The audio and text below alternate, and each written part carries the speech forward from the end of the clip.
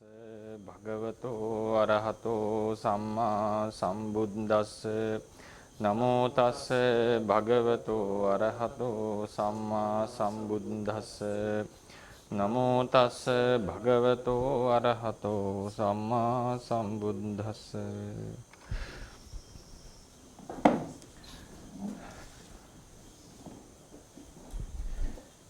ගෞරවනීය ස්වාමීන් වහන්සේලා වරක් ප්‍රමුඛ මහා සංඝරත්නයන් අවසරයි. අද අපි කතා කරන්නේ රූප කලාපයේ සම්බන්ධයෙන්මයි නැවතත්. හැබැයි ඊයේ අපි කතා කරන්නට යෙදුනේ රූපවල ඉඳලා රූප කලාපය විස්තර කරන්නට. අද අපි රූප කලාපය කියන එක අරගෙන ඒ තුලින් රූප තේරුම් ගන්න උත්සාහවත් වෙනවා. මේකෙදී අපි ඉදත් මතක් කරා කිප්පතාවක්ම ධර්මයේ හදාරනකොට ඉගෙන ගත යුතු ක්‍රම දෙකක් තියෙනවා. ඇතුලේ ඉඳන් පිටට, පිටේ ඉඳන් ඇතුලට. කියන්නේ ශාස්ත්‍රවරයෙක් වශයෙන් බුදුරජාණන් වහන්සේ දේශනා කළා තියෙනවා මේ දේවල් තමයි ලෝකය, මේවා තමයි සත්‍ය වශයෙන් තියෙන්නේ.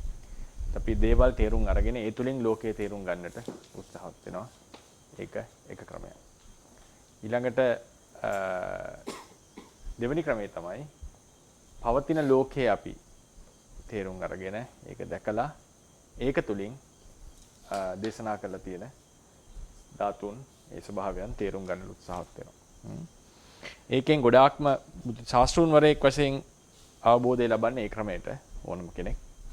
මුලින්ම ධර්මයේ සොයා ගන්න කෙනා ශ්‍රාවකයන්ට ඒ ක්‍රම දෙකටම යා ගන්නට පුළුවන් බව ලැබෙනවා. ඒක ශ්‍රාවකත්වයේ තියෙන ප්‍රතිලාභය.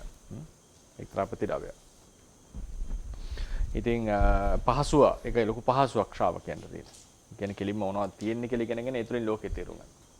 මේකෙදි සමහර ලාවට අපි අර තියෙන ලෝකයේ හරහා දේවල් තේරුම් ගන්නට කියන එක අමතක කරොත් එහෙම සමහර දේවල් අපිට ප්‍රායෝගික නැති විවරණ එන්නට පුළුවන්. ප්‍රායෝගික නැති විවරණ එන්න. ලෝක සත්‍යයක් නම් අවබෝධ කරේ අනිවාර්යෙන් එතන මේ වගේ විශේෂයෙන් මේ තියෙන දෙයක් නම් කඩලා පෙන්වුවේ, බෙදලා පෙන්වුවේ. ඒක ප්‍රායෝගික වෙන්නට ඕනේ. ඒ ප්‍රායෝගික භව එන්නේ සත්‍ය වශයෙන් තියෙන දේ හරහා තමයි ලෝකෙ විස්තර කරන්නේ. ඇතුළේ තියෙන. ඒතකොට මේ ප්‍රායෝගික භව කියන්නේ අපිට පේන දකින ඒ ඇත්ත ඒක නිග්ලෙක්ට් වෙලා නැහැ කොහෙවත්. ඒක නැහැ කියලා නැහැ. බුදුරජාණන් වහන්සේගේ දේශනාවේ තියෙන්නේ ඉන්ද්‍රියයන් අපිව රවට්ටන්නේ නැහැ කියන තැන පදනම වෙච්ච දේශනාව. ස්කෙප්ටිසම් වගේ නෙවෙයි. ස්කෙප්ටිසම් කියලා කියන්නේ මේ ඉන්ද්‍රියයන් අපිව රවට්ටනවාද? ඉන්ද්‍රියයන් සත්‍යයක් නෙවෙයිද පෙන්වන්නේ? මේ ඉස්සරහින් දේවල් නැද්ද? ඇහැට පේන දේවල් නැද්ද? අපේ දේශනාවේ තියෙන හැම තැනක විශේෂයෙන් ඔය දැන් ප්‍රඥා වගේ චෛතසික ධර්ම විස්තර කරනකොට දාට තේරෙයි. ඒක පදනම් වෙලා තියෙන්නේ ගැඹුරු දාර්ශනික කතාවට පොදු සියලු දෙනාම කතා කරන දර්ශනයට දැම්මොත් අපි පිළිගන්නවා ප්‍රඥාව යනු ඇතිදේ ඇති සැටියෙන් දත හැකි ධර්මයක් කියන තැන ඉඳලා අපි කතා කරන්නේ. චෛතසික විස්තර කරන්න එනකොට ප්‍රඥාව යනු ඇතිදේ ඇති සැටියට දත යුතු ධර්මයක් කියලා මුලින්ම නිර්වචනයක් අරගෙනයි මේක විස්තර කරන්නේ. පොදුවේ આવොත් එහෙම කොහොමද එහෙම දෙයක් උනේ කියලා කෙනෙක් අහන්න පුළුවන් ප්‍රශ්න. කොහොමද එහෙම හරි කියලා කියන්නේ අපි කියලා කෙලිම ඔබ්ජෙක්ටිව් බලන කෙනෙක් කියන්නත් පුළුවන්. ඒ නිසා මතක තියාගන්නට ඕනේ මේ දේශනාවේ පදනම තමයි සත්‍ය දතගත් දැනගන්නට පුළුවන්. ඒ බඳු හැකියාවක් සත්‍යය තුළ තියෙනවා. ඒක පිළිගන්නවා මේ දේශනාව. ඊට පස්සේ ඉන්ද්‍රියයන් පෙන්වන්නේ සත්‍ය ලෝකයක්. බොරුවක් නෙවෙයි. ඒ පෙන්නන ලෝකය තුල හිත ඇතුලෙන් අපි මායාවක් වැරදි අදහසක් ගොඩනගා ගන්න එක වෙනම දෙයක්. මම මේ පේන දේ ඇත්ත, ඇහෙන දේ ඇත්ත. නාසයට, දිවට, ශරීරයට දැනෙන දේ ඇත්ත. ඒ නිසා මේ අපි ධර්මයේ ලෝකයේ තුලින් ධර්මයේ විස්තර කරන්නට එනකොට මේ ප්‍රායෝගික ඇත්ත අමතක කරන්න හොඳ නැහැ. පළවෙනිම සිද්ධිය. ප්‍රායෝගික ඇත්ත අමතක කරන්නට හොඳ නැහැ. සමහර දර්ශන තියෙනවා ලෝක සත්‍ය කවදාවත් දැතගත නොහැකි කියලා දර්ශන. කවදාවත් ලෝකේ මූලයේ එහෙම මේ ධර්ම වල ප්‍රභවය එහෙම දැනගන්නට බෑ කියලා දර්ශන තියෙනවා. බුදුදහම එහෙම තැනක තියෙන එකක් නෙවෙයි. තියෙන ඇත්ත දැනගන්නට පුළුවන්. ඒ වගේම මේ පේන දෙය බොරුවක් නෙවෙයි මේක ඇත්තක් කියන තැන තියෙන එක. ඒ පදනම. ඇයි ඒකේ පදනම? මේ ඉන්ද්‍රියයන් සත්‍යම ඒ කියන්නේ ඒකට සංවේදී කියන්නේ. හිටියා යුරෝපයේ දාර්ශනිකයෙක් ඩේකාට් කියලා. එතුමා තමයි සංසේවාදය කියන එක ආරම්භ කරේ. මේ සංසේවාදයේ පතනම තමයි අපි මෙතෙක්කල් විශ්වාස කරගෙන තිබුණු දේවල් ඇත්තද? කොහොමද අපි පිළිගන්නේ? මේ ඉන්ද්‍රියන් අපිට ඇත්තද කියන්නේ? මේ පේන දේ ඇත්තද? ආදී ලෙස යා තර්ක කරන්න පටන් ගත්තා. ඊට පස්සේ ඔහුගේ අදහස උනේ යම්කිසි දෙයක් ප්‍රත්‍යක්ෂවම දත හැකි නම් පමණයි මම විශ්වාස කරන්නේ. ඒකට යා මුලින්ම ආවේ මේ දේවල් ඔක්කොම මම හිතන හින්දා හිතන බව ඇත්ත. ඒ කියන්නේ සිත කියන එක. I think so I am. ඒ නිසා මම ඉන්නවා කියලා යා මම කියන කෙනා ඇත්ත කියලා පිළිගත්තා ඉස්සලා. එයාගේ විශ්ලේෂණය. ඊට පස්සේ මේ ඉන්ද්‍රිය ධර්මයෝ බොරුවක් කරන්නේ නැහැ. ඒක බොරුවක් කරනවා කිව්වොත් මේ ලෝක සිද්ධිය බිඳ වැටෙනවා නේද? කියන්නේ ඒතකොට ඒ කියන්නේ ඔබලාට මම නැහැ මට ඔබලා නැහැ නේද? ඔය ඉන්නයි නැහැ. ඒත් ඒක හරි අමුතු කතාවක්. ඊට පස්සේ ඒකට එයාගේ තුලින් එයා යුක්තිය ගොඩනගා ගත්තේ දෙවියන් විසින් මේක නිර්මාණය කරලා තියෙනවා. ඒක දේවවාදයේ නිර්මාණවාදයේ ප්‍රචලිතව පැවති කාලයක. දෙවියෝ වගේ දෙවියන් වහන්සේ වගේ කෙනෙක් මේ ඉන්ද්‍රියන් නිර්මාණය කරා නම් කවදාවත් වැරදි තොරතුරක් එන විදිහ එකක් නිර්මාණය කළ නොහැකි. සර්වකාරුණික නිසා. එයා යුක්තිය ගෙනාපු ක්‍රමය. ඊට පස්සේ එයා ඉන්ද්‍රියන්ගේ දැක්ම පිළි අරගෙන ඊට පස්සේ ආපහු ඒ පරණ ඒ කියන්නේ එයා නැවත සංසේවාදයෙන් එළියට යනවා. පස්සේ සංසේවාදයේ දිගටම පවතිනවා. ලෝකේ. ඉතින් බුදුරජාණන් වහන්සේගේ දේශනා පදනම් වෙලා තියෙන්නේ නිර්මාණවාදයක් මත නෙවෙයි. නමුත් ඉන්ද්‍රියයන් සත්‍යයට සංවේදී කියන තැන. ඒ නිසා තමයි අපි කිව්වේ පරමාර්ථය තේරුම් යමක් පරමාර්ථයක් නම් අපි නිර්වචන දුන්නා නේද? එය ෂඩේන්ද්‍රියට ගෝචරයි කියලා අපි කියවනේ. දැනගත හැකි. පරිඥා කෘත්‍යයට ගෝචරයි. මේ කියන්නේ මොකද්ද? මේකෙන් නොකිය කියවෙනවා. අපේ ෂඩ් ඉන්ද්‍රිය සත්‍යයට සංවේදී විය හැකි බවකින් යුක්තයි. ප්‍රඥාවගේ චෛතසිකයක් ශ්ලෝක සත්‍ය දැන ගැනීමට හැකි ඒ නොකිය වෙන පදනම් මේවා තේරුම් ගන්න ඕනේ. මොනවා මතද දේශනා පදනම් වෙලා තියෙන්නේ. ඒ නිසා අපි ලෝකයේ ඉඳලා මේක හොයන්නට එනකොට අපිට මේ ප්‍රායෝගිකව දකින්න ඇත්ත අපි අමතක කරන්නට හොඳ නැහැ. එහෙම උන් නැත්තම් සමහර ලාවට ප්‍රායෝගිකත්වයේ නැති තැන් වලට අපි යන්නට ඉඩ තියෙනවා. ඒ වගේ තැන් කිහිපයක් අපිට ඉදිරියේදී හමු වෙයි. අපි ධර්මයේ කතා කරනවා. විශේෂ සිත සම්බන්ධයෙන් කතා කරනකොට ඒ වගේ දැන් කිහිපයක් වෙනවා. අපි කොහොමද ඒක තේරුම් ගත යුත්තේ කියලා.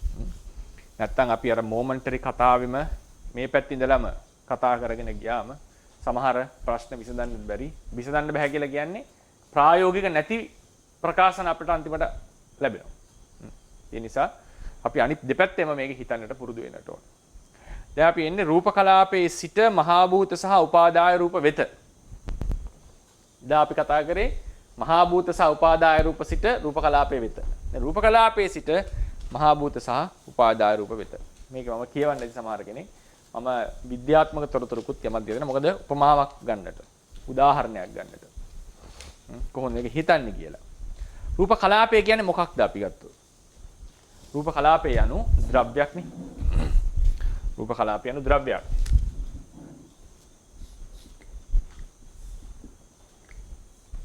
මොකද මේ ද්‍රව්‍යයේ හැටි? ඒ ද්‍රව්‍යයේ ස්වභාවය තමයි ඉඩක් ගන්නවා. දෙයක් වේ. දෙයක් කියන එක අපි ඉංග්‍රීසියෙන් කියනවා සබ්ස්ටන්ස් කියලා. සබ්ස්ටන්ස් එකක් කියලා කියන්නේ ස්පර්ශ කළ හැකි යම් සාරයක්. යම් දෙයක්.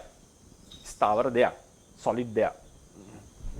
ස්ථිර දෙයක්. ස්ථිර කියලා කියන්නේ ඒක නිකන් ඒක පවතින. එයාට වෙනම අනන්‍යතාවයක් පවතිනවා. ඒක තමයි සබ්ස්ටන්ස් එක ලක්ෂණ. මේක දෙයක්. එතකොට මේ රූප කලාපය කියන එක ගත්තම සම්මුති වශයෙන් ඉඩක් ගන්න දෙයක් සබ්ස්ටන්ස් එක. මේ ලක්ෂණ දෙක විශේෂයෙන් තියෙනවා. ථේරවාදයේ හැටියට තව මේකේ තියෙනවා මේක වර්ණවත්, ගන්ධවත්, කියන්නේ මේකේ ගන්ධ සුවඳක් තියෙනවා, රසවත්, ඕජාවත්. මේකේ රසක් තියෙනවා දිවට සංවේදී, ඕජාවක් තියෙනවා ශරීරයට උදව් කළ හැකි. සත්ත්ව ශරීරවලට උදව් කළ හැකි. රූප උපදවීම වශයෙන් හා බලවත් කිරීම වශයෙන්. මේ තමයි රූප කලාපයක තියෙන ලක්ෂණ. දේ. දැන් අපි එන්නේ අපි හිතන්නේ මේ අනිත් පැත්තෙන් නෙවෙයි. මේ දෙය වර්ණවත් දෙයක්. ධාතු ගැන හිතන්න එපා. වර්ණවත් දෙයක්. ඒක හිතන්නකෝ. මොනවාරි පාටක් තියෙන දෙයක්. ගන්ධ සුවඳක් තියෙන දෙයක්. රසක් දැනෙන දෙයක් දිවට දැම්මොත්. මොකක් රසයක් දැනෙනවා. ඊට පස්සේ ද්‍රව්‍යමය දෙයක්. අවකාශයේ ඉඩක් ගන්න දෙයක්. මේ තමයි රූප කලාපය. දැන් මේ රූප කලාපයේ ඇතුලේ ධාතු ටික හොයන්නේ අපි යන්නේ. ඉස්සෙල්ලා අපි කරේ මොකද්ද? ධාතු ටික විස්තර කරලා ඒ ටික කොහොමද ඒ ටික එකතුවෙන් රූප කලාපේ හැදුනේ කියලා විස්තර කරගත්ත කෙනෙක් කරේ. නේද? අද අපි කරන්නේ රූප කලාපය අරගෙන රූප කලාපයේ තුලින් ධාතු විස්තර කරගන්න පුළුවන්ද කියන බලන එක.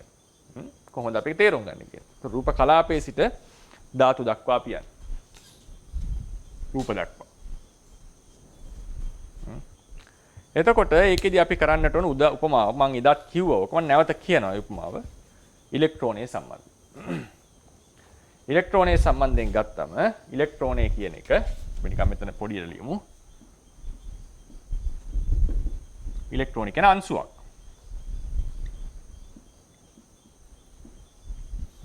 ඒක තරංගයක් කියලා අර්ථකථනය කරාම ඒක මේ තරංග ඒ කියන්නේ ඒකට කියන්නේ වේව් ලයික් කියලා කියන්නේ. වේව් එක කියන මුහුදේ තියෙන රැල්ල වගේ එකක් නෙවෙයි ඉලෙක්ට්‍රෝනය කියලා කියන්නේ. තරංගයක් බඳු ස්වභාවය ඇති කරයි. මොකද තරංගයක් බඳු කියලා කියන්නේ යම් කිසි පරාසයක් ගත්තම ඒ පරාසයේ ඕන තැනක තියෙන්න පුළුවන් එයා. සම්භාවිතාවක් තියෙනවා. එක තැන තියෙන දෙයක් නෙවෙයි. ඒ නිසා තමයි තරංගමය රූපයක් ගන්නවා කියලා කියන්නේ. එයා මෙතන ඉන්නවා එකපාරට මෙතන ඉන්නවා මෙතන ඉන්නවා මෙතන ඉන්නවා. එතන පේනවා. තේරවාදයේ ක්‍රමයට හිතන කෙනෙක් කියයි මේ නිරුද්ධ වෙලා අලුත් එකක් හටගත්තා නේද කියලා. විද්‍යාත්මක ක්‍රමයට එහෙම කියන්නේ නැහැ. ඉලෙක්ට්‍රෝනයම තමයි එක එක තැන්වල තියෙන්නේ. හැබැයි ඒක අංශුවක්. ඒක පාටිකල් ඒක සබ් ඇටොමික් පාටිකල්ස්. ඒක බිඳලා නැහැ. ඒකේ තියෙන ප්‍රොපර්ටිස් අංශුවකේ ප්‍රොපර්ටි ඒකේ තියෙන ලක්ෂණ. මේ අංශුව තමයි ඒක මැටර් ඒකට කියන සබ්ස්ටන්ස් එකක් තියෙනවා.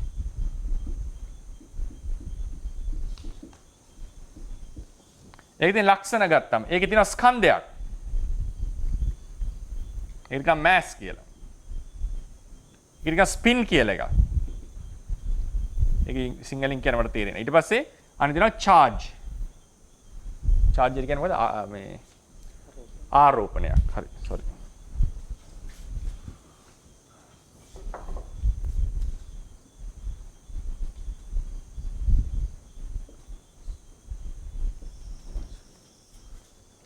නෑ ස්පින් කියන්නේ වෙන එකක්. මෙතන ස්පින් එක. එතකොට දැන් මේ අංශුවේහි මේ ධර්ම ටික තියෙනවා. ලක්ෂණ ටික තියෙනවා. මේවට කියන්නේ මූලික ප්‍රොපර්ටිස්. මූලික ප්‍රොපර්ටිස්. ඒකේ සාරමය භාතනයේ ඉලෙක්ට්‍රෝන එක කඩන්නේ නැහැ. ඒක තමයි මූලික පදාර්ථයේ මූලික අංශුව. ඒකේ ස්කන්ධය කියලා කියන්නේ මොකක්ද? ඊටත් මම විස්තර කරා. ස්කන්ධය කියලා කියන්නේ මේ අවකාශයේ තියෙන එක්තරා ෆීල්ඩ් එකක් මේ විද්‍යාත්මක ක්‍රමයේ හැටියට. අපි ඒක තුලින් තේරුම් ගන්න ඕනේ. ඒ උපමාවෙන් තේරුම් ගමු මොකද්ද කොහොමද මේක තේරුම් ගන්න කියන්නේ. ඒ ෆීල්ඩ් එකක් තියෙන එකට කියනවා හිග්ස් ෆීල්ඩ් කියලා.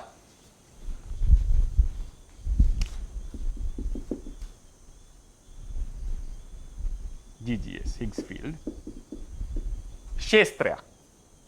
යම් ක්ෂේත්‍රයක් තියෙනවා. ඒ ක්ෂේත්‍රයේ එක්ක මේ ඉලෙක්ට්‍රෝන යම් ගනුදෙනුවක් වෙනවා. හරිනේ? තියෙන සියලු අණු පරමාණු අංශු මේ ගනුදෙනුව කරනවා. කීපයක් හැර. ඒක ගනුදෙනුව කිරීම නිසා මෙයාට යම් ගුණයක් ලැබෙනවා ස්කන්ධය නම් වූ. යම් අංශුවක් ඒ හිග්ස් ෆීල්ඩ් එකත් එක්ක ගනුදෙනු නොකළොත් කරන්නේ නැත්නම් ඒක අංශුවක්. හැබැයි ස්කන්ධයක් නැහැ. දැන් බලන්න මොකද්ද ස්කන්ධය කියන්නේ? ස්කන්ධය anu නිර්වචන කීපයක් තියෙනවා. රිලටිවිට්ස් ඒ කියන්නේ සාපේක්ෂ ස්කන්ධය කියලා එකක් තියෙනවා. ඉනර්ෂියා මාස් ඒ කියන්නේ ත්වරණයකට ලක් කිරීමට ඒ තුල ඇති බාධා. මේ ඉලෙක්ට්‍රෝනය ත්වරණයක් කියලා කියන්නේ වැඩි එන්න වේගය වැඩි කරනවා කියන්නේ. ඒ වැඩි කරන්නට යනකොට බාධාවක් තියෙනවා. ඒක ඉඩ දෙන්නේ නැහැ. උපරිම වේගයට ගේන්න බෑ. කවදාවත් ඉලෙක්ට්‍රෝනයක් ආලෝකයේ වේගයට ගේන්න බෑ. මොකද ස්කන්ධයක් තියෙන නිසා. විද්‍යාව හැටියට. ෆෝටෝන් කියන එකට ස්කන්ධයක් නෑ. ඒ නිසා උපරිම වේගෙන් යනවා ආලෝක වේගය. එතකොට ස්කන්ධයේ අණු මේකේ තියෙන තව ගුණයක්. ඊට පස්සේ බලන්න ස්පින් එක. ස්පින් එක කියලා කියන්නේ චුම්බක ශේෂ්ත්‍රයක් කරා යනකොට එයා එක එක පැත්තට ඇදෙනවා. පැති වලට හරියටම චුම්බකයේ පැත්තට ඇදෙන්නේ. දෙපැත්තට යන්නේ නැහැ. ඒ බවට තමයි ස්පින් කියලා කියන්නේ. කරගෙන එක නෙවෙයි මේ ස්පින් කියලා කියන්නේ. ඒක ගන්න අර චුම්බක ශේෂ උපමාව අරන් තියෙන මේ විදිහට ඒ වචන යොදලා තියෙන්නේ. නමුත් ඒ ස්පින් එක කියලා කියන්නේ චුම්බක ශේෂ්ත්‍රයක් කරා යනකොට එයා දෙපැත්තකට ඇදෙනවා.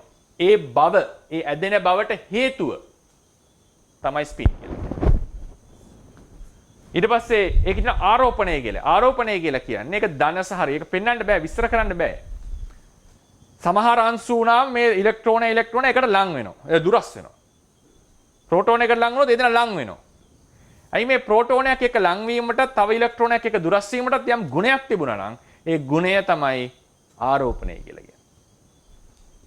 ඉලෙක්ට්‍රෝනය ඇතුලේ මේ කරන්ට් අර අපි දකින්න කරන්ට් එක ලයිට් එක එහෙම එකක් නෑ මේකේ. ඉලෙක්ට්‍රෝනය යනුම ඒ බවනේ ආරෝපණය තියෙන එකනේ. මෙතනින් එහාට බින්දින්න බෑ විද්‍යාවේ. මේක බින්දලා නැහැ. ඒ කියන්නේ සබ් ඇටොමික් පාටිකල්ස්. විද්‍යාඥයන්ගේ රියැලිටිය තමයි සබ් ඇටොමික් පාටිකල්ස්. එතකොට දැන් මෙන්න මේ ටිකේ එකතුවට තමයි ඉලෙක්ට්‍රෝනය කියලා කියන්න වෙන්නේ. හරිනේ?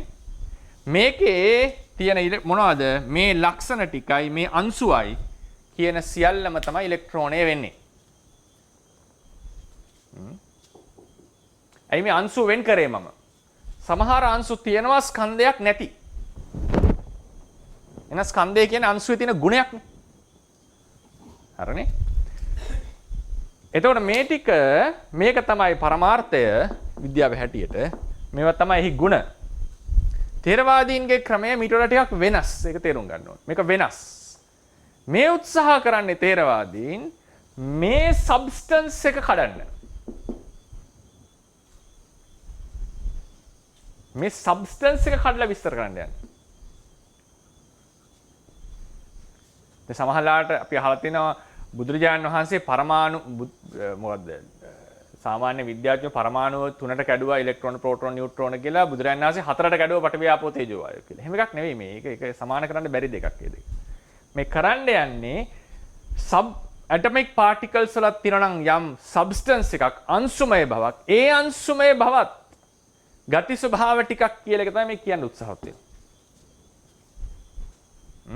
ඒක නෙවෙයි උත්සාහවත් වෙන්නේ. ඒක ලේසි වැඩක් නෙවෙයි.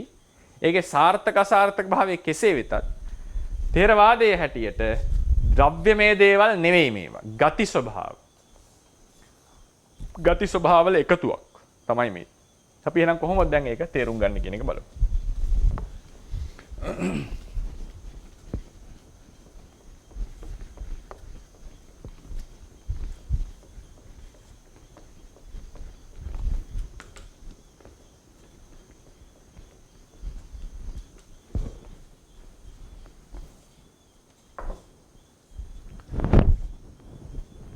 එතකොට දැන් මේක අපි දැන් එනවා ඔන්න රූප කලාපෙට. දැන් අපි රූප කලාපේ ලක්ෂණ ඉඩක් ගන්න දෙයක්. මේ තමයි සබ්ස්ටන්ස් ගතිය. ඉලෙක්ට්‍රෝන තිබ්බා වගේ. ඒ කියන්නේ තව ගුණාංග මොකද? වර්ණවත් බව, ගන්ධවත් බව, රසවත් බව, ඕජාවත් බව. දැන් මේකේ තේරෙනවා ඇති නේද? දැන් ඉලෙක්ට්‍රෝනය ගත්තාම මේකේ තිබෙන ස්පින් මාස් charge වගේ ඒවා. මේකේ මූලිකම එක සාරයනේ අර තිබ්බ. අර සාරය කියන එකනේ වැදගත් උනේ අන්තිමට.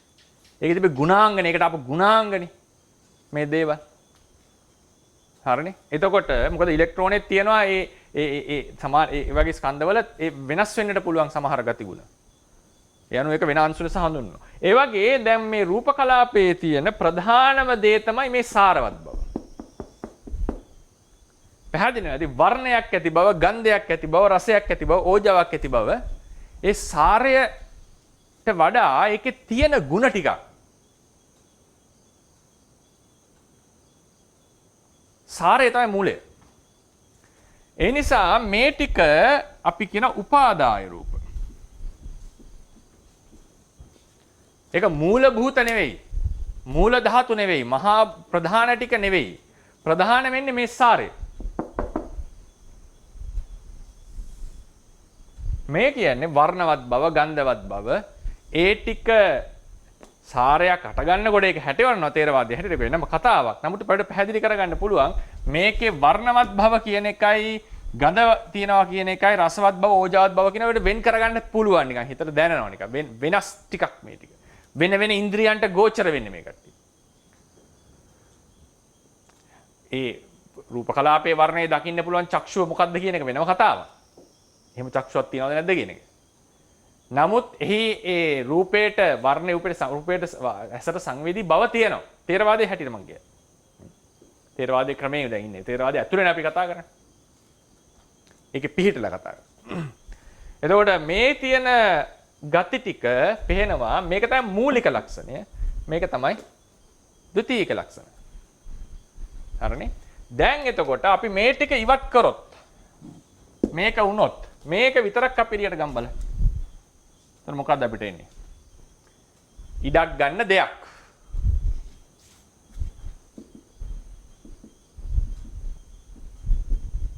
දෙයක් කියලා කිව්වේ සබ්ස්ටන්ස් එකක්. සාරයක්. ඉඩක් ගන්නා සාරයක්. හැබැයි මේ ටික ඉවත් කරොත් මොකද වෙන්නේ? ඒ සාරය අවර්ණවත් කොහොමද කියන්නේ අපිට? ඒක අපිට කියන්න වෙන්නේ මේ සාරය ඉවත් කරොත් මේ අර ටික ලක්ෂණ ටික ඉවත් කරලා ගත්තොත් අපිට කියන්න වෙනවා අවර්ණවත් අගන්ධවත් රසයෙන් තොර අරසවත් අනෝජමය අනෝජවත් කියන්නේ මේකක්වත් නැහැ සාරය. ඉඩක් ගන්නා සාරය. මේ ටික ඉවත් කරා අපිට මොකද්ද වෙන්නේ? මොනවා හරි ගති ස්වභාවයක් තියෙනවා. හිතන්න මේ ටික ඉවත් කරොත් අපි හිතේ. වර්ණයකුත් නැහැ, ඒකේ ගන්ධයකුත් නැහැ, රසයකුත් නැහැ, ඕජා ගතියකුත් නැහැ. හැබැයි සාරයක් තියෙනවා. මොකද්ද මේ සාරයේ තියෙන මූලික ගුණාංග? ඒක දෙයක්. සබ්ස්ටන්ස් එකක්. ඒක ඉඩක් ගන්නවා. මේ තමයි ලක්ෂණ. ඉඩක් ගන්නා වූ සාරය. මොකද්ද මේ සාරයේ තියෙන මූලික කෘත්‍යයන්? මූලික ලක්ෂණ මොනවද? මේ සාරයේ තියෙන. මේ සාරය එකක් තමයි ඉඩ ගන්නවා. ඒක පැතිරිලා තියෙන යම් අවකාශය. ඒ නිසා ඒක පරිමාණයක් කියලා එකක් තියෙනවා. මේක එක. දෙවෙනි එක තමයි මේක ස්පර්ශ කරනකොට දැනෙනවා තදක් ලෙස. ඒ වගේම තවත් සාරයක් තිබ්බොත් එක උඩ එක දැරලා තියෙනවා. ඒ සියල්ලටම හේතුව වෙන තව සාරයකට තමන්ගේ අවකාශයට ප්‍රවේශ වෙන්නට දෙන්නේ නැති බවක් තියෙනවා. තමන් යම් අවකාශයක සිටීනම් ඒ අවකාශයේ තමන්ටයි. වෙන කෙනෙක්ට එතනට එන්න දෙන්නේ නැහැ. මේක තමයි මේ සාරයක ලක්ෂණය. ඉලෙක්ට්‍රෝනයක් තියෙන තැනකට තව ඉලෙක්ට්‍රෝනයකට එන්න බෑ. ඒ දෙක හැපෙනවා. භෞතික විද්‍යාව හැටියට ක්‍රම තුනක් වෙන්නට පුළුවන්. ඉලෙක්ට්‍රෝන එක හැපුණම මේ දෙක විසි වෙලා යන්නට පුළුවන්. ඒ වගේම අණු පරමාණු කංශු කීපයක් තියෙනවනේ. ක්වාක්ස් 6ක් තියෙනවා, ලෙප්ටෝන්ස් 6ක් තියෙනවා, ඊට පස්සේ බෝසෝන්ස් 5ක් තියෙනවා. ග්‍රැවිටෝන් කියලා එක ඔප්පු කරපු නැති එක. බෝසෝන්ස් 5යි. ඔක්කොම 17ක් තියෙනවා අණු පරමාණු කංශු භෞතික විද්‍යාව හැටියට. ඒ කියන්නේ ස්ටෑන්ඩඩ් මොඩල් එක ඇතුලේ. ඒකෙදි සමහර ඒවා ගැටුනම විසි වෙනවා. සමහර ඒවා ගැටුනම ඒවා කැඩෙනවා. තව. නිකරුත් කැඩෙන අවස්ථා තියෙනවා. එකක් එහෙම කැඩිලා යනවා. දෙකක් වෙනවා. සමහරලාට දෙක වැදිලා මර්ජ් වෙනවා එකකට.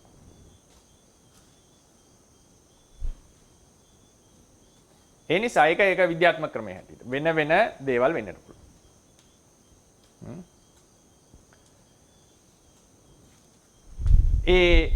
ඒකෙන් කියවෙන්නේ මොකද්ද? මේ ඉලෙක්ට්‍රෝන හැට මෙන්න තැනකට වෙන එකට එන්න බෑ. ඒතර අපේ ථේරවාදයේ හැටියට සාරයක් යනු මම නැවත කියන්නම් ඉඩක් ගන්න දෙයක්. කයින් ස්පර්ශ කළාම තද ගතියක් වගේ දැනෙන දෙයක්. තව සාරයක් තිබ්බොත් දරන්න පුළුවන් දෙයක්. තව සාරයට ඇතුල් වෙන්න දෙන්නේ නැති බවක්. ඔය අන්තිම තුනම එක වගේනේ. අන්තිම තුනම එක වගේ. ඒ ගන්න කොලේ හෑන්ඩ් අවුට් එකේ පිටුව නම්බර 6 හරනේ. නම්බර 6 මුලින්ම තියෙනවා රෝම ඉලක්කම් ටිකක්. ඒක අතහැරෙමු. ඊට පස්සේ පොඩි ඡේදයක්. දෙවෙනි ඊට පස්සේ ඡේදය. රූප කලාපයේ සාරයට පමණක් අවධානය දුන් කල්හි කියලා එන්නේ. ඒ කියන්නේ දෙවෙනි නම්බර වලට කලින් තියෙන උඩලික විස්තරය.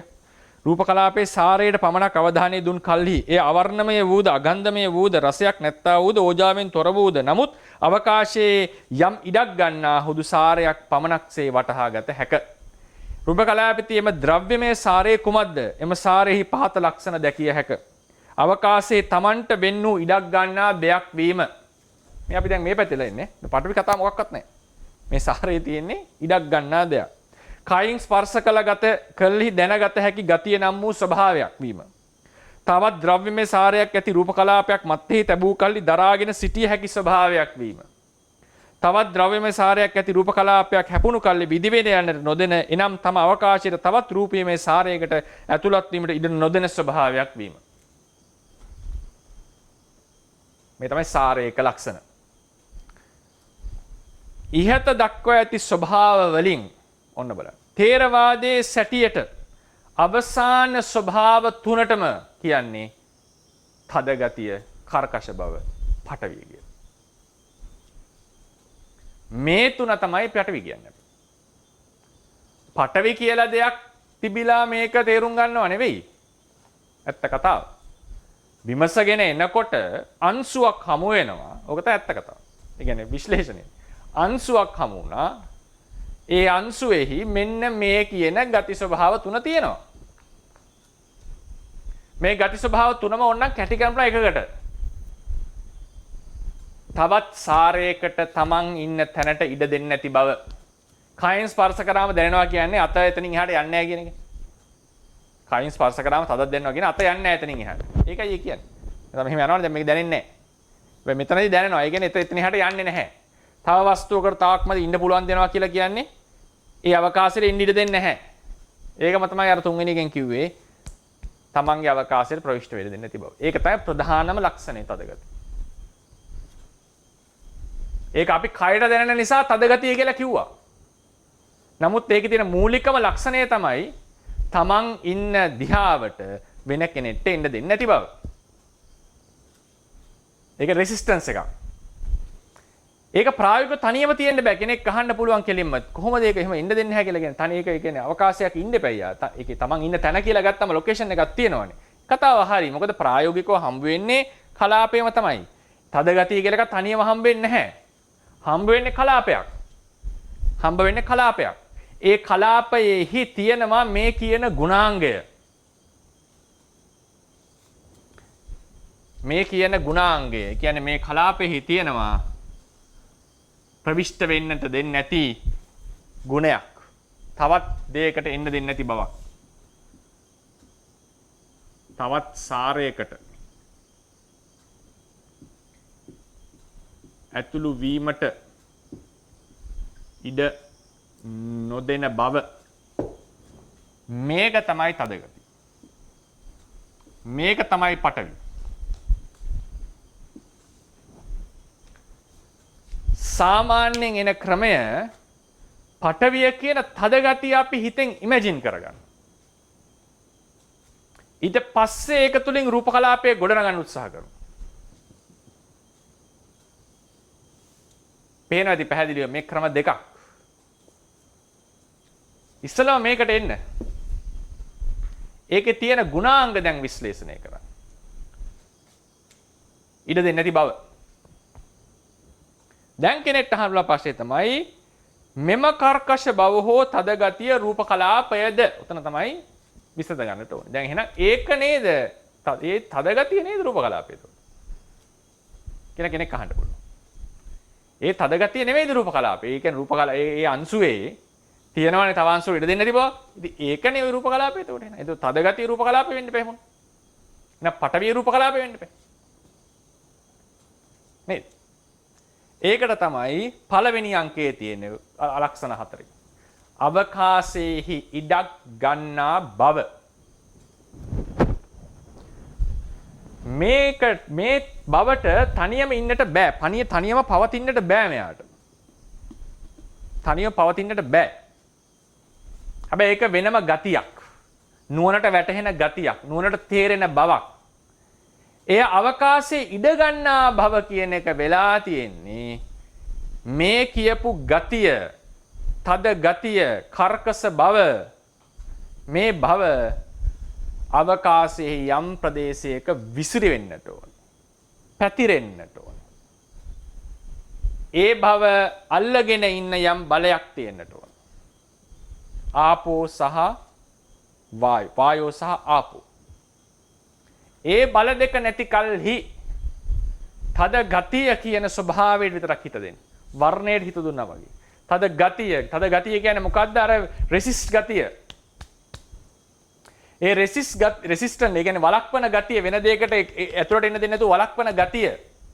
මේ ගතියට ප්‍රායෝගිකව ක්‍රියාත්මක වෙන්න බෑ අවකාශයක ඉඩක් නොගෙන. ඒ ඉඩක් ගන්න භව ඇති උනේ එළියට සහ ඇතුළට තියෙන බල දෙකක් නිසා. ඒ නිසා තමයි ඒ භව මේ අවකාශයක හැසිරෙන්නේ. මේ තද ගතිය නිල් පාටෙන් ඇඳලා. හේතුව මොකද? ඒක එළියට ඇද ගන්න බවක් තියෙනවා. ඒකට විරුද්ධව ඇතුළට ඇද ගන්න බවක් තියෙනවා. එතකොට තමයි මේක ඉඩක් ගන්න. එතකොට තමයි මේක ක්‍රියාත්මක වෙන්නේ සබුයි. ඒකේ ක්‍රියාත්මක භාවයට තියෙන වෙන විශේෂම එකක් තමයි තේජෝ කියලා කියන්නේ. ඒක වෙනම එකක්. ඒකේ නැහැ මේ. ඒකේ තියෙන්නේ මේ රූප කලාපේ පැවැත්මට දායකත්වය දෙන බවක් මිසක්. ඒකේ නැහැ අර කියපු අවකාශයේ ඉඩ ගන්න භව ද්‍රව්‍යමය භවට ද්‍රව්‍යමය භව නෙවෙයි යාගෙන් ඇති කළා තියෙන්නේ. එයා වෙනම ක්වොලිටියක් ඇති, වෙනම දායකත්වයක් දෙන්න එතන. එයා තමයි ඒකේ ක්‍රියාත්මක භාවය ඇති කරන කෙනා. ඒ නිසා එතකොට මේ කියපු වස්තුවේහි තියෙන රෙසිස් කරන එක වෙන දෙයකට ඇතුළට එන්න දෙන්නේ නැති බව තමයි තද ගතිය හෝ පටවි ධාතුව. ඒ බවට හැඩයක් නැහැ. ඒක හුදු ගතියක්. ඒ ගතිය අවකාශයේ පැතුරුනේ යන්න අර කියපු වෙනම බල දෙකක් නිසා. වෙනම බල දෙකක් නිසා. එතකොට මෙතනදී හිතන කෙනාට එන්න පුළුවන් ඉතින් මේක ප්‍රායෝගිකව එහෙනම් මෙතන විතරයි. මේ විතරයි පවතින්න පුළුවන්. ඒ නිසා තමයි කියන්නේ තද ගතිය තනිව පැවතිය නොහැක. ආපෝ වායෝ ගති තනිව පැවතිය නොහැක. තේජෝ ගතියකට තනිව පැවතිය නොහැක. මොකද හේතුව ප්‍රායෝගිකව අපිට හම්බ වෙන්නේ රූප කලාපයයි. ඒක ටෙස්ට් කරන්න වෙන වෙනම ඒ ධර්මය හමු වෙන්නේ නැත. එවනම් මෙතන නතර වෙන්න තිබුණ නැද්ද? තිබුණා නතර වෙන්න. තිබුණා නතර වෙන්න. නමුත් ථේරවාදීන්ගේ හැටියට ඒක තවත් බෙදන්න පුළුවන් දෙයක් ලෙසයි වැටහෙන්නේ. හේතුව මොකද? ඒ අංශුවේහි ඔය කියපු ලක්ෂණ ටික පෙන්වන්නට පුළුවන් නිසා. ඉතින් ඒ නිසා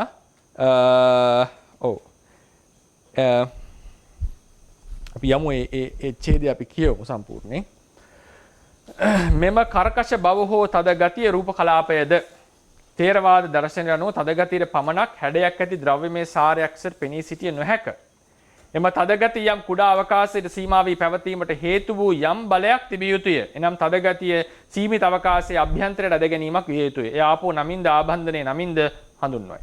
නොයසේ නම් එම තද ගතිය අවකාශයේ විසිරියයි. නමුත් එම තද ගතිය ආපෝ වලින් කරන එම ඇදීම හේතුවෙන් සීමිත අවකාශයේ මධ්‍ය ලක්ෂයේ වෙතට හැකිලී යාම වැළැක්වීමට ආපෝ වලට ඇද ගැනීමට විරුද්ධව පිටතට තල්ලු කරන බලයක්ද තිබිය යුතුය. එය පිම්බවීම නම් වායෝ නම් වේ. මෙසේ ආපෝ සහ වායු යන ධාතුන්ගේ බලපෑමට ලක්ව ඇති කල්හිම තද ගතිය අවකාශය ඉඩක් ගනිමින් හැසිරෙන්නට පටන් ගනී. එම පිම්බවීම නිසා තද ගතිය සීමිත අවකාශයෙන් පිටතට සෑම දිශාවකටම විසිරී නොයන්නේ ආපෝ වලින් කරන ආබන්ධනය නිසායි. තවත් ක්‍රමයකින් කියවොත් ආපෝ සහ වායු යන එකිනෙකට ප්‍රතිවිරුද්ධ බල දෙක ඇති කල්හිම තද ගතිය අවකාශයේහි යම් ප්‍රදේශයක හැසිරෙන්නට වෙයි. එතකොට අපි කියනවා රූප කලාපයක් ස්පර්ශ කළත් කවුරු හරි ආපෝ දැනෙන්නේ නැහැ. හේතුව ඒක ඇතුළට තියෙන බලයක් නිසා.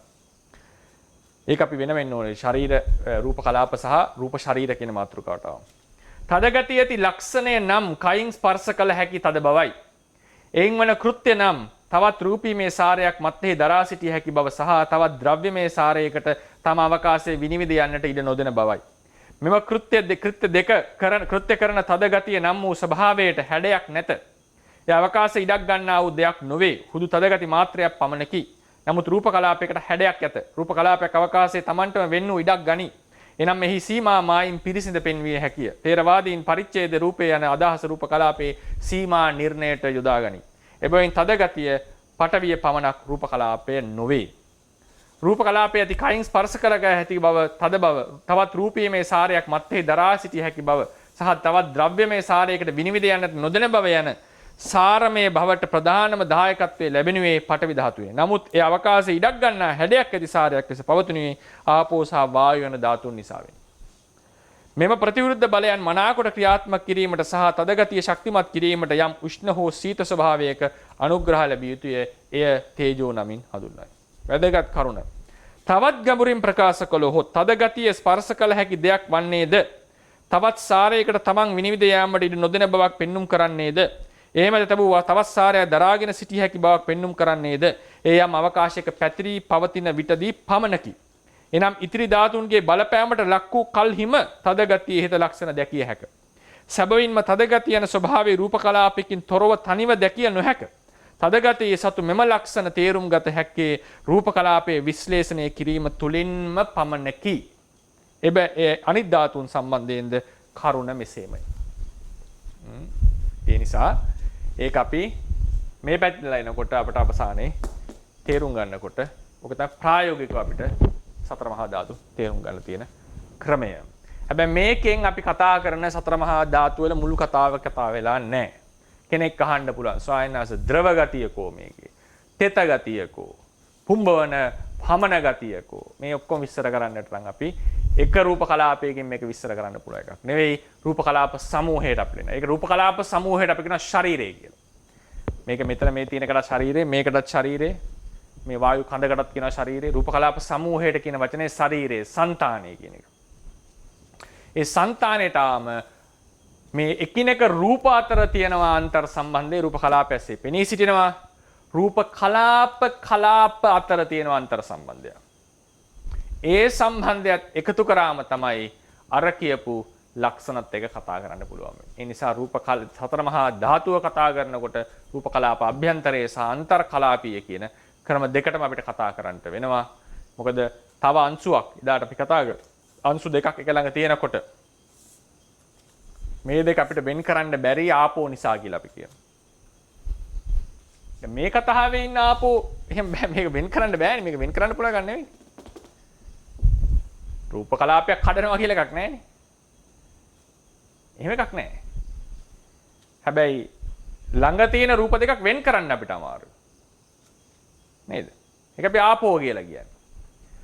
තව රොස්නේ රූප කලාපයක් තව එකට આવොත් මේකේ තේජෝ වැඩි වෙනවා කියලා කියනවා. මේක උෂ්ණ නම් මේක. එතකොට මේ දෙක අතර යම් සම්බන්ධයක් තියෙනවා. ඒක අන්තර් කලාපීය සම්බන්ධය. ඕජා රූපයට අපි කියනවා. එක ඕජාවක් මුළු අනිත් ශරීරයේ සියලු ඕජාවන් වලට බලපානවා. ඒකම තමයි අපි කිව්වේ සාමාන්‍ය මොළයේ දායකත්වයේ සිතට කොහොමද අපි තේරුම් ගන්න කියලා. මේ විදිහට මතක තියාගන්න. නාම රූපයන්ගේ හැටියක් මේක. සිත රූපයට බලපානවා. රූපේ සිතට බලපානවා. රූපේ රූපයට බලපානවා. රූපේ රූපයට බලකන්න කියන්නේ වෙන වෙන කලාපවල තියෙන ඒවාට බලපානවා. එක චිත්ත නාම කලාපයක් තව නාම කලාපයකට බලපානවා. උපනිශ්‍රය ආදී ප්‍රත්‍ය නිසා. ඒ නිසා මේ කලාප අතර තියෙන අන්තර් සම්බන්ධය නාම කලාප වලින් නාම කලාප වලට. කලාපය ඇතුලේ ඉතින් පැහැදිලි අපිට. නාම කලාපයෙන් තව නාම කලාපයක් පස්සේ පහළ වෙන එකට.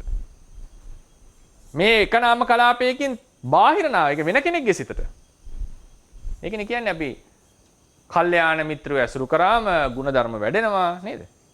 පාප මිත්‍රව ඇසුරු කරාම මෙයා වෙනවා. ඒ බලපෑම් තියෙනවා සිතෙන් සිත.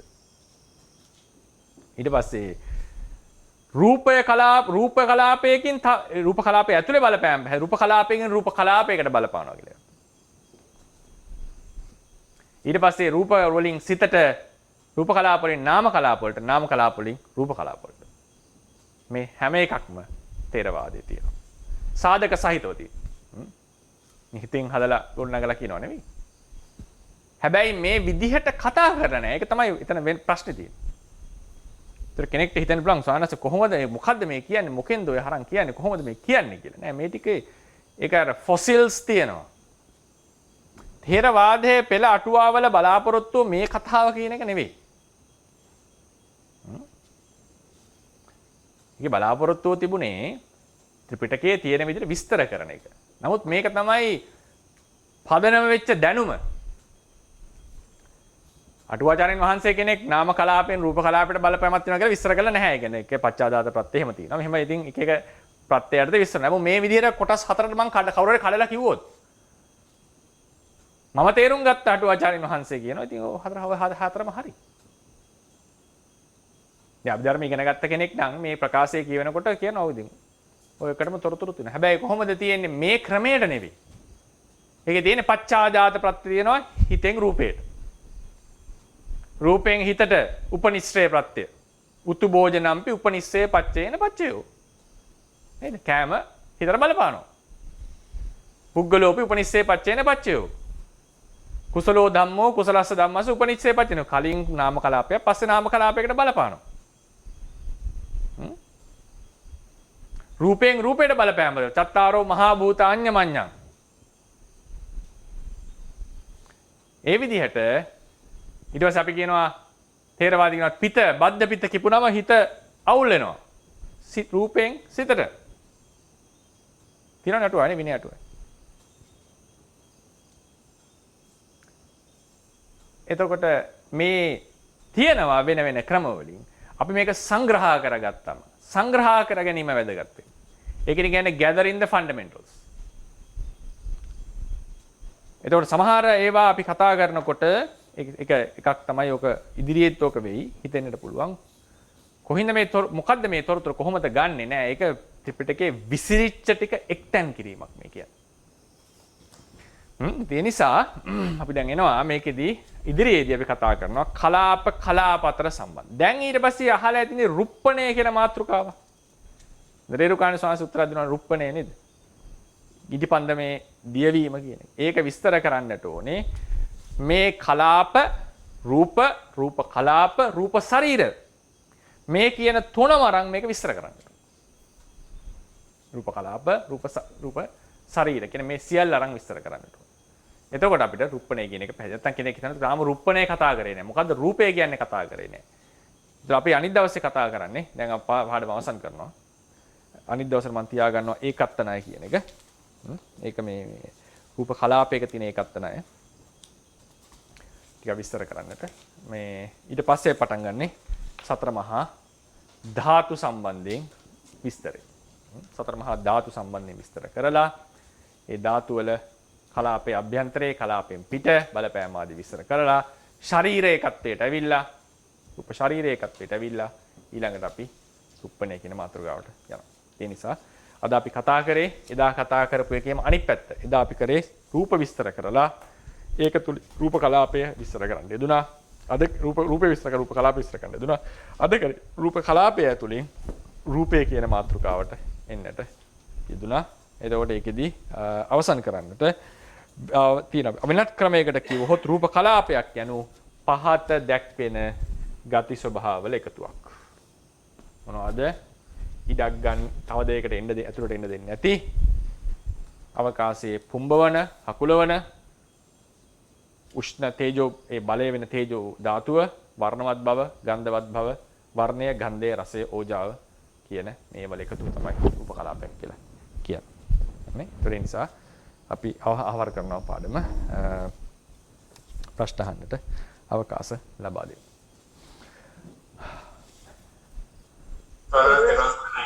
තෙරුවන් ආනන්ද මහත්තයා තෙරුවන් සරණයි.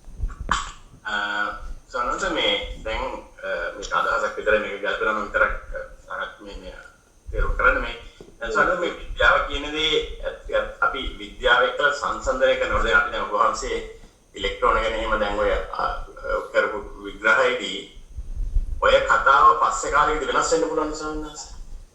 දැන් අපි හිතමු දැන් අපි ඔය අද දන්න විද්‍යාවෙන් අපි මෙන්න මෙහෙම ස්වභාව ලක්ෂණ මේක ඇතුළේ තියෙන මේ ටික කියන එක අපි දැන් අපි තේරුම් ගන්න තියෙනවා. නමුත් මේ කියන විස්තරය තව කාලයකදී නැත්නම් අවුරුදු 2කදී අවුරුදු 10කදී වෙනස් ආකාරයක විස්තර කරන්න පුළුවන්. මේක මෙහෙම නෙවෙයි අතන මෙහෙමයි කියලා කියවෙන්න පුළුවන්. එතකොට ඒකේ පොඩි ඩේන්ජර් එකක් තියෙනවා නේද සම්දැන්. දැන් මම අහලා තියෙනවා දැන් මේ ළඟදී එනවා දැන් මේ ග්‍රැවිටි කියන එකත් බලයක් නෙමෙයි කියන එක. ඒ වගේ එතකොට දැන් මේ වගේ මේක ඉවෝල්ව් වෙනකොට ඒ විද්‍යාව දැනුම වැඩි වෙනකොට මේක වෙනස් වෙනකොට අපි මේ විද්‍යාවත් එක්කලා සම්බන්ධ කරන්නේ ගැටලුවක් ඇති වෙන්න පුළුවන් නේද සෝනත් බුද්ධ ධර්ම. විද්‍යාව එක්ක සංසන්දනය කරලා නෑ මම බුද්ධ ධර්ම මෙතන. මම කරලා තියෙන්නේ ක්‍රමවේදයක් භාවිතා කිරීම. ඒ කියන්නේ මේ උදාහරණේ විතරයි අරන් තියෙන්නේ. විද්‍යාවට සංසන්දනය කරලම නෑ කොහෙද. හැම නිතරම කියනවානේ විද්‍යාවත් එක්ක සංසන්දනය කරන්න බෑ මේක කියලා සමහර තැන්වල. ඒ අප්‍රෝච් එක අරන් තියෙන්නේ මම. ඒ කියන්නේ ඉලෙක්ට්‍රෝනයක ස්කන්ධය ආදී දේවල් මේවා ප්‍රොපර්ටිස් කියලා කිව්වනේ. ඒ වගේ මම අදහස් ගන්න. ඉලෙක්ට්‍රෝනය රූප කලාපය කියලා කිව්වනම් ප්‍රශ්නේ හරි. ඔය ප්‍රශ්නෙට මම ඒක බාර ගන්න වෙනවා. මෙතන කරන්නේ ඒ අප්‍රෝච් එක, ඒ ක්‍රමවේදය, ඒ හිතපු ක්‍රමය මම යොදා ගන්න මෙතන. විද්‍යාත්මක දැනුම යොදනවා කියලා කිව්වොත් එහෙම කියන්නේ සංසන්දනය කරනවා කිව්වොත් එහෙම මේ දෙක දැන් රූප කලාපයේ තේරුම් ගන්න ඉලෙක්ට්‍රෝනය හරහා කියලා කිව්වොත් නේ ප්‍රශ්නේ. දැන් කිව්වේ විද්‍යාවෙන් මෙහෙමයි විස්තර කරලා තියෙන්නේ. හැබැයි ඒ කට්ටිය සබ්ස්ටන්ස් එක බෙදන්න යන්නේ නැහැ. ඒක වෙනම එකක්. දැන් අපි රූප කලාපයට යනවා. විද්‍යාව හැටියට වර්ණ, ගන්ධ, රස මොකක්වත් නැහැ. එහෙම එකක් නැහැනේ. වර්ණය කියන එකක් නැහැ ඒ ධර්මයට. තේරවාදයේ ක්‍රමයට ආවම අපිට හම් වෙන අංශුවක්. අංශුමය භව ගත්තම ඒ අංශුව බෙදුවා නම් යම් ක්‍රමයකට විද්‍යාව තුළ ඒ වගේ අප්‍රෝච් එකක් මේකට ගන්නේ අපේ තේරුම් ගැනීමේ පහසුව පිණිස. ඒ නිසා විද්‍යාව කොහෙත්ම සංසන්දනය කරන්න, ඒ කියන්නේ ඒක මේ ඔබතුමා කිව්වා වගේම මොකද ස්ට්‍රීම්ස් දෙකක් විද්‍යාව ඉවෝල්ව් වෙවි යන එක.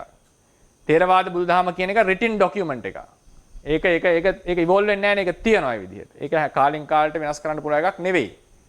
එතකොට විද්‍යාව කියන එක සොයා ගැනීම එක්ක වෙනස් වෙවි ඉස්සරහට යන එකක්. දැන් යා කිව්වා වගේ නිව්ටන් කිව්වා ග්‍රැවිටිය බලයක් කියලා. අයින්ස්ටයින් කිව්වා නෑ ඒක ස්පේස් ටයිම් එකේ කර්ව් එක කියලා. ඉතින් ඒ විදිහට මේක කලින් කාලට වෙනස් වෙවි යනවා. ඒක පැහැදිලිවම ඒක තුලින් මේක වෙනස් විස්තර කරන්න හැදුවොත් ඩේන්ජර් එකක් තියෙනවා අනිවාර්යයෙන්. අරක වෙනස් වෙනකොට මේක වෙනස් වෙනවනේ ඒක. පදනම් වැටෙනවා. ඒ නිසා ඒ ක්‍රමවේදය මේ යොදාගන්නේ ඔය වෙස්ටර්න් ෆිලොසොෆි එකේ තියෙන ක්‍රමවේදය මම ගන්න. ඒකෙන් මම කියන්නේ වෙස්ටර්න් ෆිලොසොෆියත් එක්ක සංසන්දනය කරනවා නම් නෙවෙයි, මේක වෙනම බ්‍රාන්ච් එකක්. තේරවාදය කියන්නේ වෙනම බ්‍රාන්ච් එකක්. එයාටම වෙනම අයිඩෙන්ටිටි තියෙනවා. හැබැයි අර ක්‍රමවේදය යොදාගත්තම මේක තුලත් අපිට ගැඹුරට බලන්නට හැකියාවක් අද තියෙන මනසට ලැබෙනවා. පැහැදිලිද? ඒක තමයි මට උත්තරේ තියෙන්නේ. නෑ පැහැදිලි තමයි.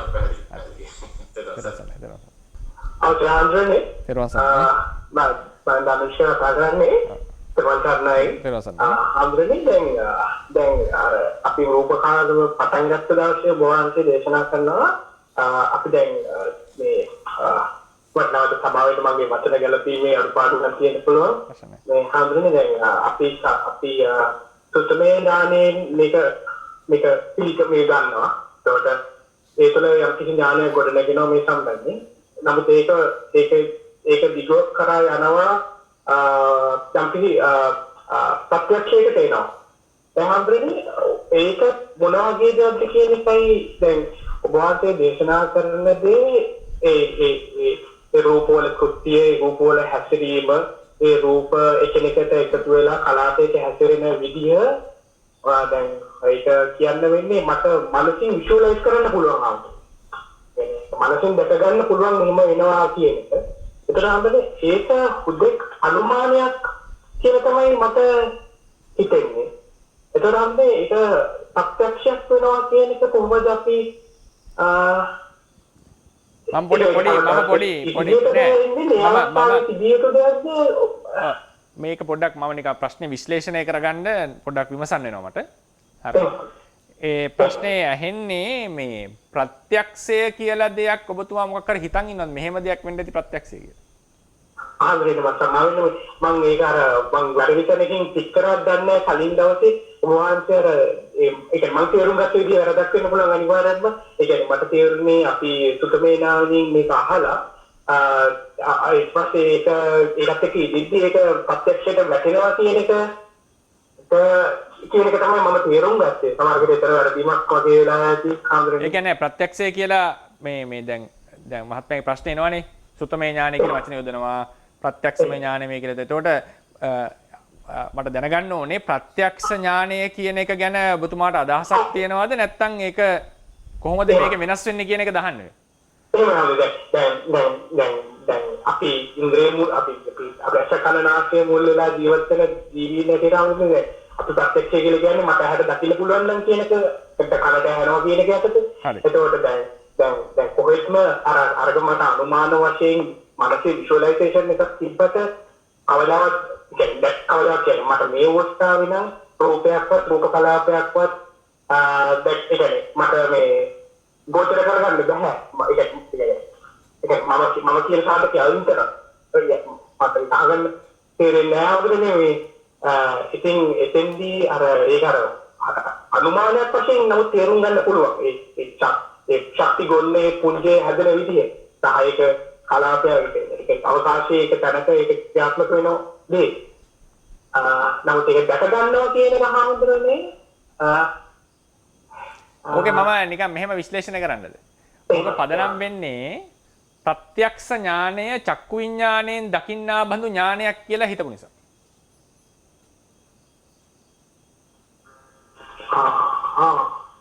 හරිනේ? ප්‍රත්‍යක්ෂ ඥානය චක්ෂු විඥාණයෙන් දකින්නවා බඳු එකක් වෙන්න ඕනේ කියලා අපිට උපකල්පනයක් තියෙනවා මුලින්. එතකොට තමයි අපිට එන ප්‍රශ්නේ ඉතින් හරි දැන් මේක වැටහෙනවා මට මේක හැබැයි කොහොමද පෙනුන්නේ නැහැනේ තාම. එතකොට ඒක මම අර මේ වචන වලින් කියන්නම් අපි ඒක අර තේරුම් ගන්න මේ ඒ අදහස අපි හිතන්න ඕනේ කියන එක නිග්‍රහ කරන අර්ථයෙන් නෙවෙයි. අපි සාමාන්‍යයෙන් හිතෙන්න පුළුවන් අපි හිතමුකෝ ප්‍රත්‍යක්ෂයේ දකින්න අපි ගිහිල්ලා ටීවී එක ඉස්සරහා ඉඳගෙන ෆිල්ම් එකක් බලන්න. ඒ වගේ මේක බලන්න පුළුවන් දෙයක් කියලා වගේ හිතෙන්න පුළුවන් කෙනෙක්ට. ඒකද ප්‍රත්‍යක්ෂය. මයික්‍රොස්කෝප් එකකින් බලනවා බැක්ටීරියා ටික. මේකද මේ ප්‍රත්‍යක්ෂය. මේක නෙමෙයි බුදුදහමේ ප්‍රත්‍යක්ෂය. එතකොට මොකද්ද ප්‍රත්‍යක්ෂ කියලා ප්‍රශ්නයක් කියලා. ප්‍රත්‍යක්ෂය අපි ඉස්සර කරන්නේ නුවණින් දැනගැනීම. මොකක්ද නුවණින් දැනගන්නවා කියලා කියන්නේ. ප්‍රත්‍යක්ෂය යනු ඔන්න ඔක විස්තර කරගන්න. ප්‍රත්‍යක්ෂයට තියෙනවා විශේෂ ඔබ්ජෙක්ට්ස් ටික. විශේෂ අරමුණු ටික. ප්‍රත්‍යක්ෂ කළ හැකි අරමුණු මොනවද? ප්‍රත්‍යක්ෂ කළ හැකි තමයි නුවණින් තමයි ප්‍රත්‍යක්ෂය සිද්ධ වෙන්නේ. ප්‍රත්‍යක්ෂයේ අරමුණු තමයි ධර්මයන්ගේ ස්වභාව ලක්ෂණ. ධර්මයන්ගේ ස්වභාව ලක්ෂණ තමයි ප්‍රත්‍යක්ෂයේ අරමුණ. ඔබට මේ රූප ඊළඟට විස්තර කරන්න ඕන එක. මේක මේ නිවන් දකින්නකොට මේ මට්ටමින්ම තේරුම් ගත යුතුද කියලා කවුරු හරි අහුවොත් අනිවාර්යයෙන් මම කියනවා නෑ කියලා බය නැතුව. හරිනේ? නමුත් දර්ශනයක් ලෙස ඉගෙන ගන්නකොට අපි මේක මේ පොදුවෙන් ඉගෙන ගන්නේ. එතකොට මට සීමා පනවන්න බෑ මේක මෙයාට ඇති කියලා එහෙම කියන්න බෑ. එහෙම හැකියාවකුත් නෑ. එතකොට තියෙන දර්ශනේ සමහර අය ගැඹුරින් හිතන අය ඉන්නවා, දාර්ශනිකව හිතන අය ඉන්නවා, වෙන දේවල් විසඳ ගන්න හිතන අය ඉන්නවා, නිවන් දකින්න ඉගෙන ගන්න ඉන්නවා. ඔක්කොම ඉන්නවා මේ ගෲප් එකක් ඇතුලේ. ඒක තමයි බුදුරේක්ගෙන් බණ අහනවා කියන එක ලේසියි කියන්නේ. අපි වගේ අයගෙන් නැතුව. අපි ඉතින් පොදුවේ කියන්නේ මොකක් හරි හිතෙන් ගොඩනගාගත්ත කෝස් එකක් වගේ හදාගෙන අපි කියනවා. බුදුරෙක් හිටියා නම් ඉතින් උන්වහන්සේ බලයි අහවල් අයට මෙහෙමයි කියන්න ඕනේ කියලා උන්වහන්සේ දේශනාව හරි ගස්සලා කියයි. ඒතර ඒකේ හැමෝටම ධර්ම අවබෝධය වෙයි. සුදුසු අයට. ඉතින් ඒ නිසා මේ මට්ටමින් යන්නට ඕනේද තේරුම් ගන්න කියලා කිව්වොත් නෑ ඒක මමත් කියනවා නැහැ කියන දේ. ප්‍රත්‍යක්ෂ අවබෝධයට අවශ්‍ය වන්නේ ධර්මයන්ගේ ස්වභාව ලක්ෂණ තේරුම්. ඔබට තද ගතිය කියන එක හිතෙන් තේරුම් ගත හැකි නම් තද යනු මේකයි. පඨවි ධාතුව ප්‍රත්‍යක්ෂ වශයෙන් තේරුම් ගත්තා වේ. ආබන්ධනේ යනු මේකයි. තේරුම් ගත්තා. හැබැයි ඊළඟට වෙන්නේ මොකක්ද? දැන් ඔන්න වෙනෙහි කරනවා මේක අපේ ශරීරයට දාලා. තද ගතිය වැටෙන්න පටන් ගන්නවා. ආපෝ ගතිය බැඳෙන ගතිය තේරෙන්න පටන්. අර මම වාහනේ උපමාව ගත්තේ. ඒක මේ මොකක්වත් ගියේ නැහැනේ කෙලින්ම තද ගතියන ගත්තේ. ඊට පස්සේ ඇලෙන බැඳෙන ගතිය මේ අල්ලන බන්ධන ගතියන ගත්තේ, පුම්බවන ගතිය ගත්තේ, උෂ්ණ ගතියන ගත්තේ, වර්ණයන ගත්තේ මේ කෙලින්ම සිම්පල් ටර්ම්ස් වලින් විස්තර කරේ. හරිනේ සිම්පල් ටර්ම්ස් වලින් විස්තර කරේ. යමෙක්ට ඒ විදිහට තද ගතිය දැනෙනවා නම් තේරුම් ගන්න පුළුවන් නම් ආපෝ තේජෝ වායෝ ඒක තමයි ප්‍රත්‍යක්ෂය කියලා කියන්නේ. තවත් කාට හරි ගැඹුරට ගිහිල්ලා මේක මෙහෙමයි මේ ධාතු හතර මෙතන මෙහෙමයි පවතින්නේ කියලා ඒ ධාතු ස්වභාවය අනුව වැටෙනවා නම් ඒකත් ප්‍රත්‍යක්ෂයක්. ප්‍රශ්නයක් නැහැ. ඒ කියන්නේ අපි සතර මහා ධාතුව තේරුම් අරගෙන රූප කලාපයක මෙසේ මෙහෙමයි ධාතු හතර. හැබැයි ඒතකොට තද ගතිය, පටවි කියන වචනේ තද ගතිය, බැඳෙන ගතිය, උෂ්ණ ගතිය මෙහෙම වෙලා පවතින්නේ කියලා හිතනවා නම් විෂුවලයිස් වෙනවා නම් තමයි. ඒක තමයි ප්‍රත්‍යක්ෂය. මොකද ඔබ ධාතුන්ගේ ලක්ෂණ තේරුම් අරන් ඇත. ධාතුන්ගේ ලක්ෂණ තේරුම් ගැනීමයි ප්‍රත්‍යක්ෂය. නිවන ප්‍රත්‍යක්ෂව ශාන්ත ලක්ෂණයෙන් දැනීමයි ප්‍රත්‍යක්ෂය. කොටින්ම කියනවා නම් ස්කන්ධය අනිත්‍ය දුක්ඛ අනාත්ම ලෙස තේරුම් ගැනීමත් තේරවාදයේ හැටියට ප්‍රත්‍යක්ෂයක් නෙමෙයි අනුමානයක්. එහෙනම් දැන් බලන්න මොකද්ද ප්‍රත්‍යක්ෂය මොකද්ද අනුමානය? ඒකයි මම කිව්වේ ප්‍රත්‍යක්ෂ දර්ශනය කියන එකට මේක නිර්වචනයක්. මේක ක්‍රම දෙක තුනකින් විස්තර කරන්න පුළුවන්. පැහැදිලියම කියලා තියෙනවා. ප්‍රත්‍යක්ෂය anu පච්චක්ක ඥාන අනුමාන ඥාන ඔය දෙක තමයි තියෙන්නේ. ඕක ප්‍රඥා පාඩමේ මම කතා කරනවා දීර්ඝව. ප්‍රත්‍යක්ෂ ඥානය මොකද්ද අනුමාන ඥාන? ප්‍රඥා ප්‍රවේද ගොඩක් තියෙනවා. ප්‍රත්‍යක්ෂ ඥානයේ anu ස්වභාව ලක්ෂණ වලින් ධර්මයෝ දැන ගැනීමයි. අනුමාන ඥානයේ anu ධර්මයන් අනිත්‍ය දුක්ඛ අනාත්ම වශයෙන් තේරුම් ගැනීමයි. එතකොට තේරෙනවා ඔක භාවනාව කරගෙන යනකොට මේ ධර්මයන්ගේ ස්වභාව ලක්ෂණ දැනෙනවා කියන්නේ ඒක හරි අමුතු. ඒ කියන්නේ ඒක නැවත නැවත මනසිකාර වෙන්න ඕන. ඒක හරි Tamanට දෙනවා මේ අතරමැද ඉන්ටර්ප්‍රිටර් කෙනෙක් ඕනේ නැහැ. කෙලින්ම ධර්මයෝ ඒ ලක්ෂණය Tamanගේ හිතට ස්පර්ශ වෙනවා, දැනෙනවා. මේකට නිසක බවක් ඇති වෙනවා. ඊට පස්සේ එතනින් නතර වෙන්නට බෑ. ප්‍රත්‍යක්ෂ ඥානය. ඒකට කියන්නේ නාම රූප පරිග්‍රහය කියලා. ඊළඟට ඒ ධර්මයන්ගේ ස්වකීය ලක්ෂණ දැනෙනකොට හිතට ඇති වෙනවා මෙතන නම් සත්වයක් නැත. මෙතන නම් පුද්ගලයෙක් නැත. ගති ස්වභාව ටිකක් පමණය. මේ තද ගතියටද මම කියන්නේ වෙන්නට බෑ. හිතම කියන්න පටන් ගන්නවා. හිතම කියන්න පටන් ගන්නවා. වෙන්නට බෑ. මේ තමයි ප්‍රත්‍යක්ෂ දර්ශනය කියලා කියන්නේ. ඒකෙදී ඇත්තටම කතා කරනවා නම් තේරවාදයේ හැටියට සුතමය, චින්තාමය, භාවනාමය කියලා ඥාන තියෙනවනේ. සුතමය, චින්තාමය, භාවනාමය කියලා ඥාන තියෙනවනේ. ඒ භාවනාමය ඥානයේ anu චින්තාමය ඥානය තුලින් ඇති කරගන්න එකක්. නිත්‍ය ප්‍රකරණය සහ අටුවාය කොහොමද කියන්නේ? දෙකම එකතු කරලා විස්තරය ගන්නට ඕනේ. ඒක මම කතා කරනවා ප්‍රඥා පාඩම විශේෂයෙන් විපස්සනා විදි. දීර්ඝව කතා කරනවා. ඒක දවස් ගණන් අරන් කතා කරයි. යම් කිසි දැනුමක් ඉගෙන ගත්තා නම් ඒකෙන් ඉගෙනගත්ත දේවල් හොඳට තේරුම් අරගෙන ඒ ධර්මයෝ ඉස්සල්ලාම ඔන්න නුවණින් ස්පර්ශ කරනවා. ස්පර්ශ කරලා ඒ ධර්මයන්ගේ ලක්ෂණ තේරුම් අරගෙන ඒ ලක්ෂණවන්ත ඒ ධර්මයෝ ඒ ලක්ෂණය අත නොහැර තද ගතිය පටවිය කියන එක අරගෙන ඒකේ ඉපදීම් බිඳීම් තේරුම් අරගෙන ඒක අනිත්‍යයි දුකයි අනාත්මයි කියන එකට ආරෝපණය කළා. කප්පෙත්වා පකප්පෙත්වා හිතනවා. නැවත හිතනවා. මානසිකාර කරනවා. එහෙම කරමින් යනකොට උපදිනවා අන්න සෝවාන් ආදී මාර්ගවල ටික. ඒ නිසා ඒකේ චින්තාමය බව නැති වෙනවා නෙවෙයි. ඒ නිසා මතක තියාගන්න ඔය සමහර يعني තියෙන්න පුළුවන් අදහස් සමාජයේ වෙන්න පුළුවන් පිරිස අතර.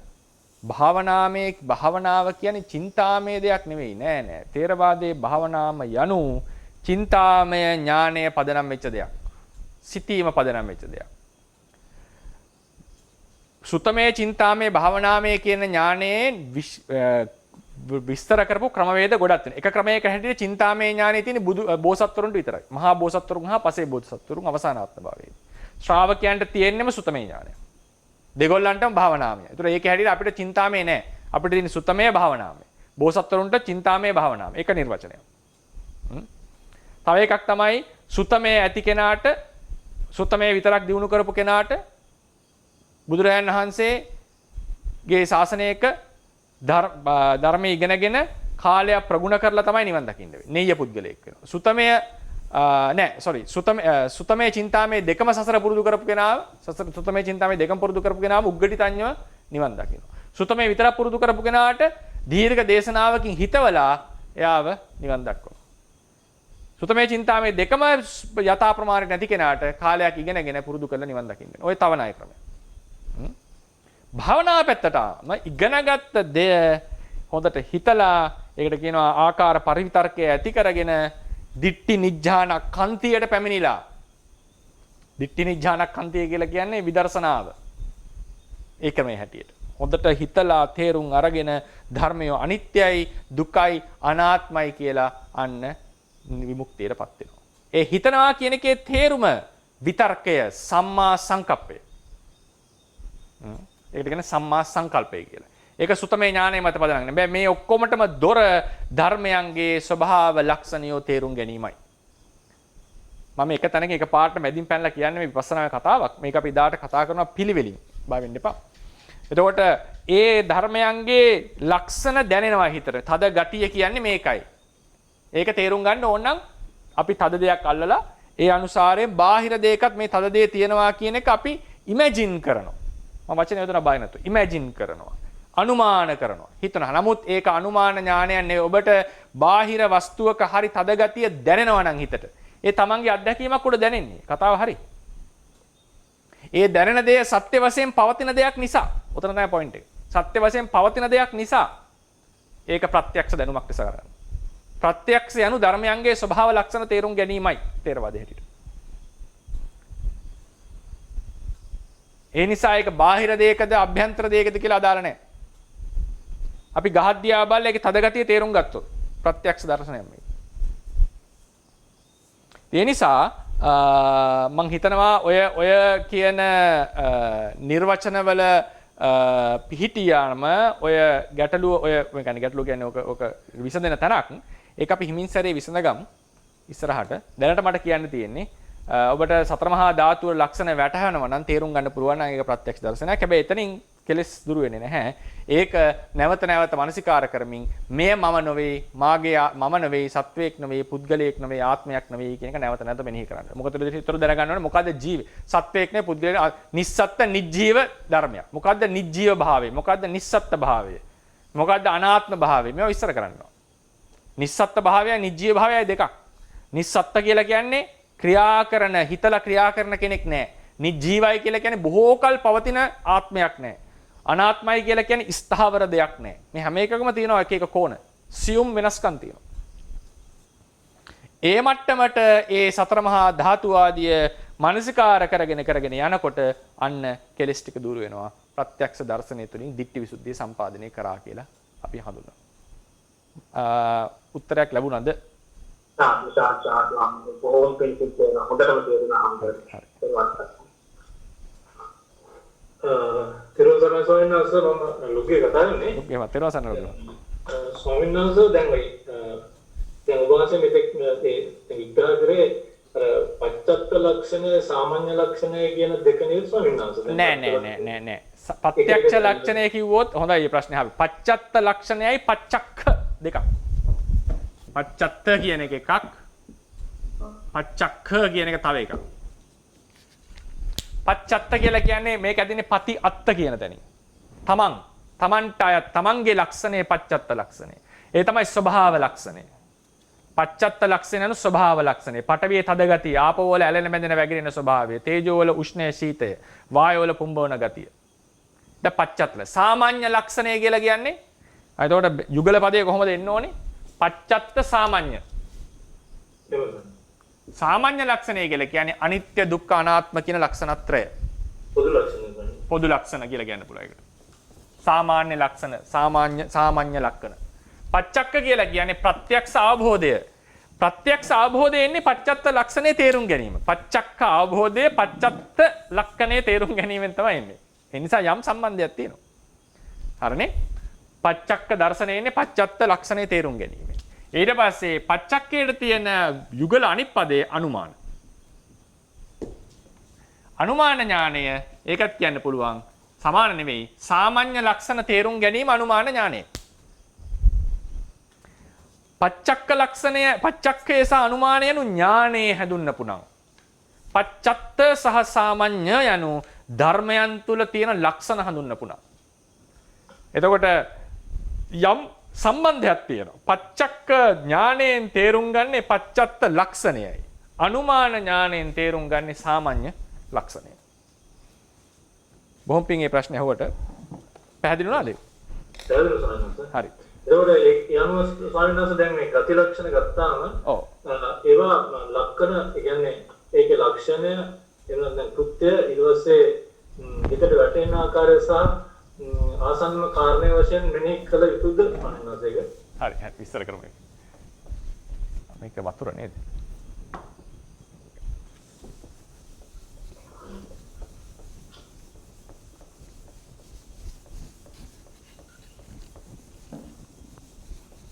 ලක්ෂණ වලට ආපු නිසාත් සහ ඉතින් මේකේ යම් සමහර කෙනෙක් ලොකු ප්‍රයෝජන තියෙන්න පුළුවන් නිසා අපි මේ ගමු මහත්මයා කියනවානේ මේක විස්තර කරනවා ඉස්සරහට ලක්ෂණය රසය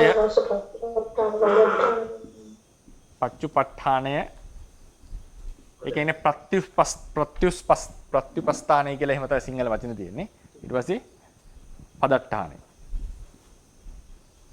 ලක්ෂණ කියලා පාලියෙම ලියන අතර ඉවරයි ලක්ෂණ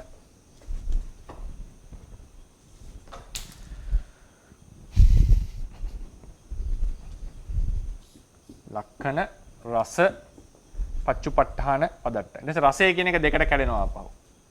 කෘත්‍ය රසය සම්පatti රස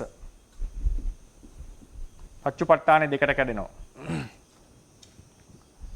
උපට්ඨානාකාර පච්චුපට්ඨානේ ඵලාකාර පච්චුපට්ඨානේ ඔක්කොම ධර්මයක් කෙරෙහි පැතිකඩ 6කින් බලන්න පුරුදු කරනවා තේරවාදී.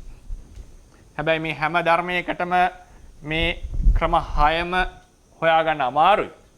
ධර්මඥාන තියෙන කෙනෙක්ට ගලපලා තැන් තැන් වල තියෙන තොරතුරු අනුව තේරුම් ගන්නට පුළුවන්. නැත්නම් මේ 6 ක්‍රමයකට විස්තර කරන්නේ 4 ක්‍රමයකට විස්තර කරලා තියෙනවා. මේ 4 ක්‍රමයෙන් මේ විදිහට රසය සහ පච්චුපට්ඨානේ දෙකට කැඩෙනවා. ලක්ෂණය කියන්නේ පඨවි ධාතුවේ ලක්ෂණය. sorry. පඨවි ධාතුවේ. අපි ලම්ද ධර්මයක තියෙන ලක්ෂණය තමයි එහි ලක්ෂණේ ගතිය, තද ගතිය. උෂ්ණ බව මේ තමයි ලක්ෂණය. ඒ තමයි ස්වභාව ලක්ෂණය. රසය කියලා කිව්වම පොදුවේ කියන්න බෑ කත්ත දෙකක්.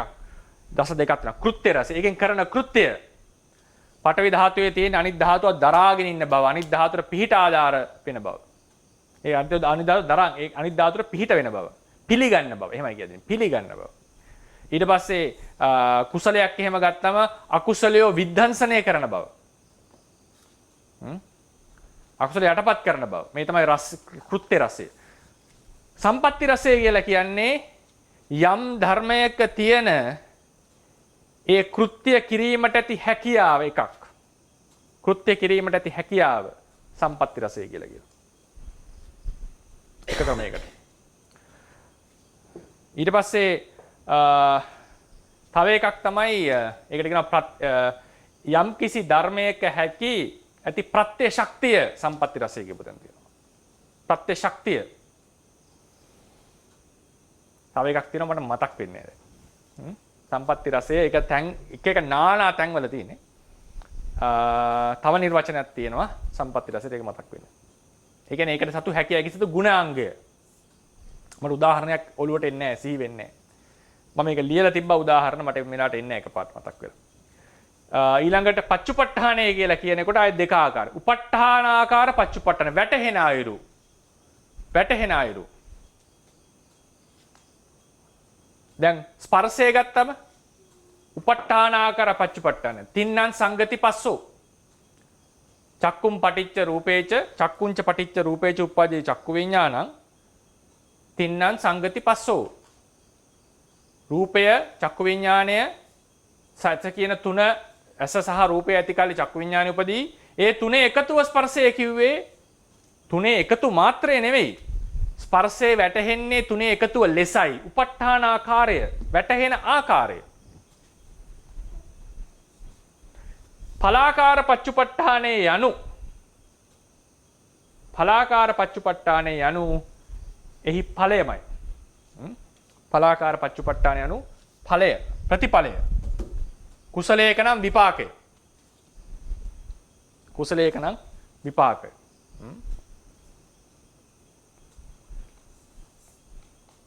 මට මතකයි මේ සම්පatti රසය සමාන වෙනවා මේ දෙකෙන් එකකට. තුන්වෙනි නිර්වචනය හැටියට. ඒක මට මතක නැහැ. මම පස්සේ ඒක විලාව කතා කරමු. පදට්ටානේ යනු ආසන්න කාරණාව.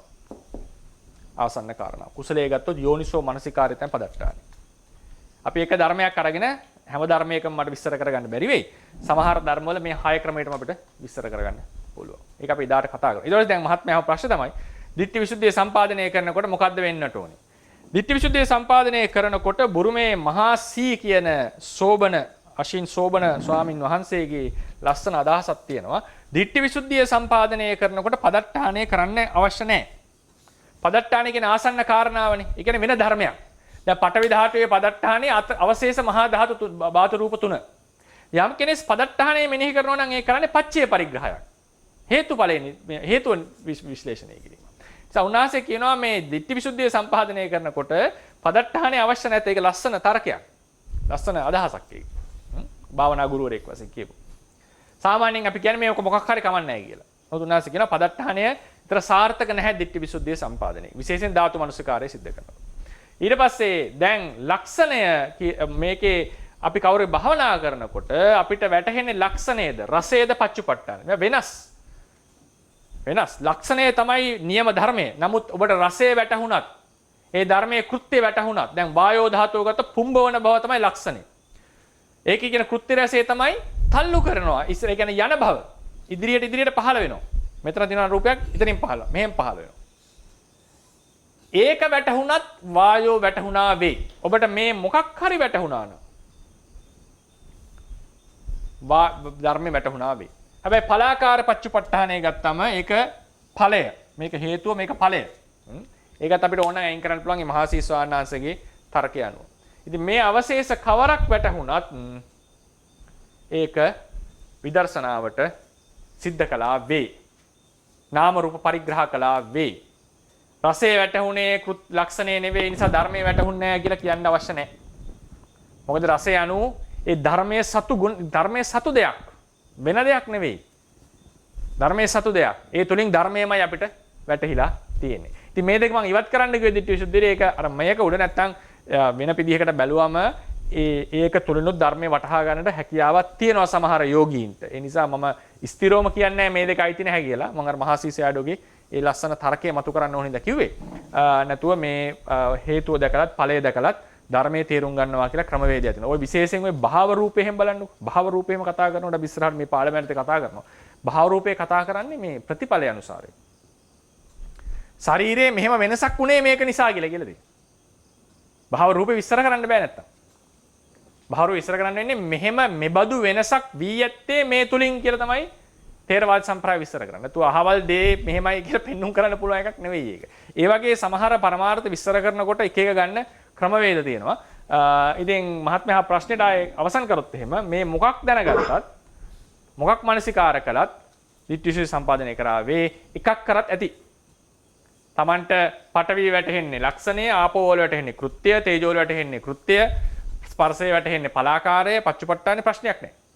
ඒක ගැන බාධාවක් කරගන්න එපා. හැබැයි වටහෙන ධර්මය සත්වයක් නොවේ, පුද්ගලයෙක් නොවේ, ආත්මයක් නොවේ කියන අවබෝධය එන විදිහට මානසිකාරය සිද්ධ වෙන්නට ඕන.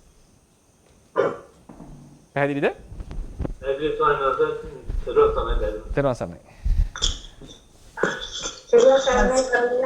තෙරුවන් සරණයි මනියෝ. තෙරුවන් සරණයි. අහන්න ප්‍රශ්න. ස්වාමීන් වහන්සේ මට දැනගන්න අවශ්‍ය මම දී උපාසිකාවක් సంతානය කියන වචනේ තේරුම එකම సంతානයක නාම ධර්මයේ සහ රූප ධර්මයේ එකිනෙකට වෙනස් වෙයි කියන එකේ సంతානය කියන වචනේ පොඩ්ඩක් පැහැදිලි කරගන්න පුළුවන්. సంతානය කියන එකට නිර්වචනයේ තියෙනවා. ඔක තියෙන්නේ මොකක්ද ඒක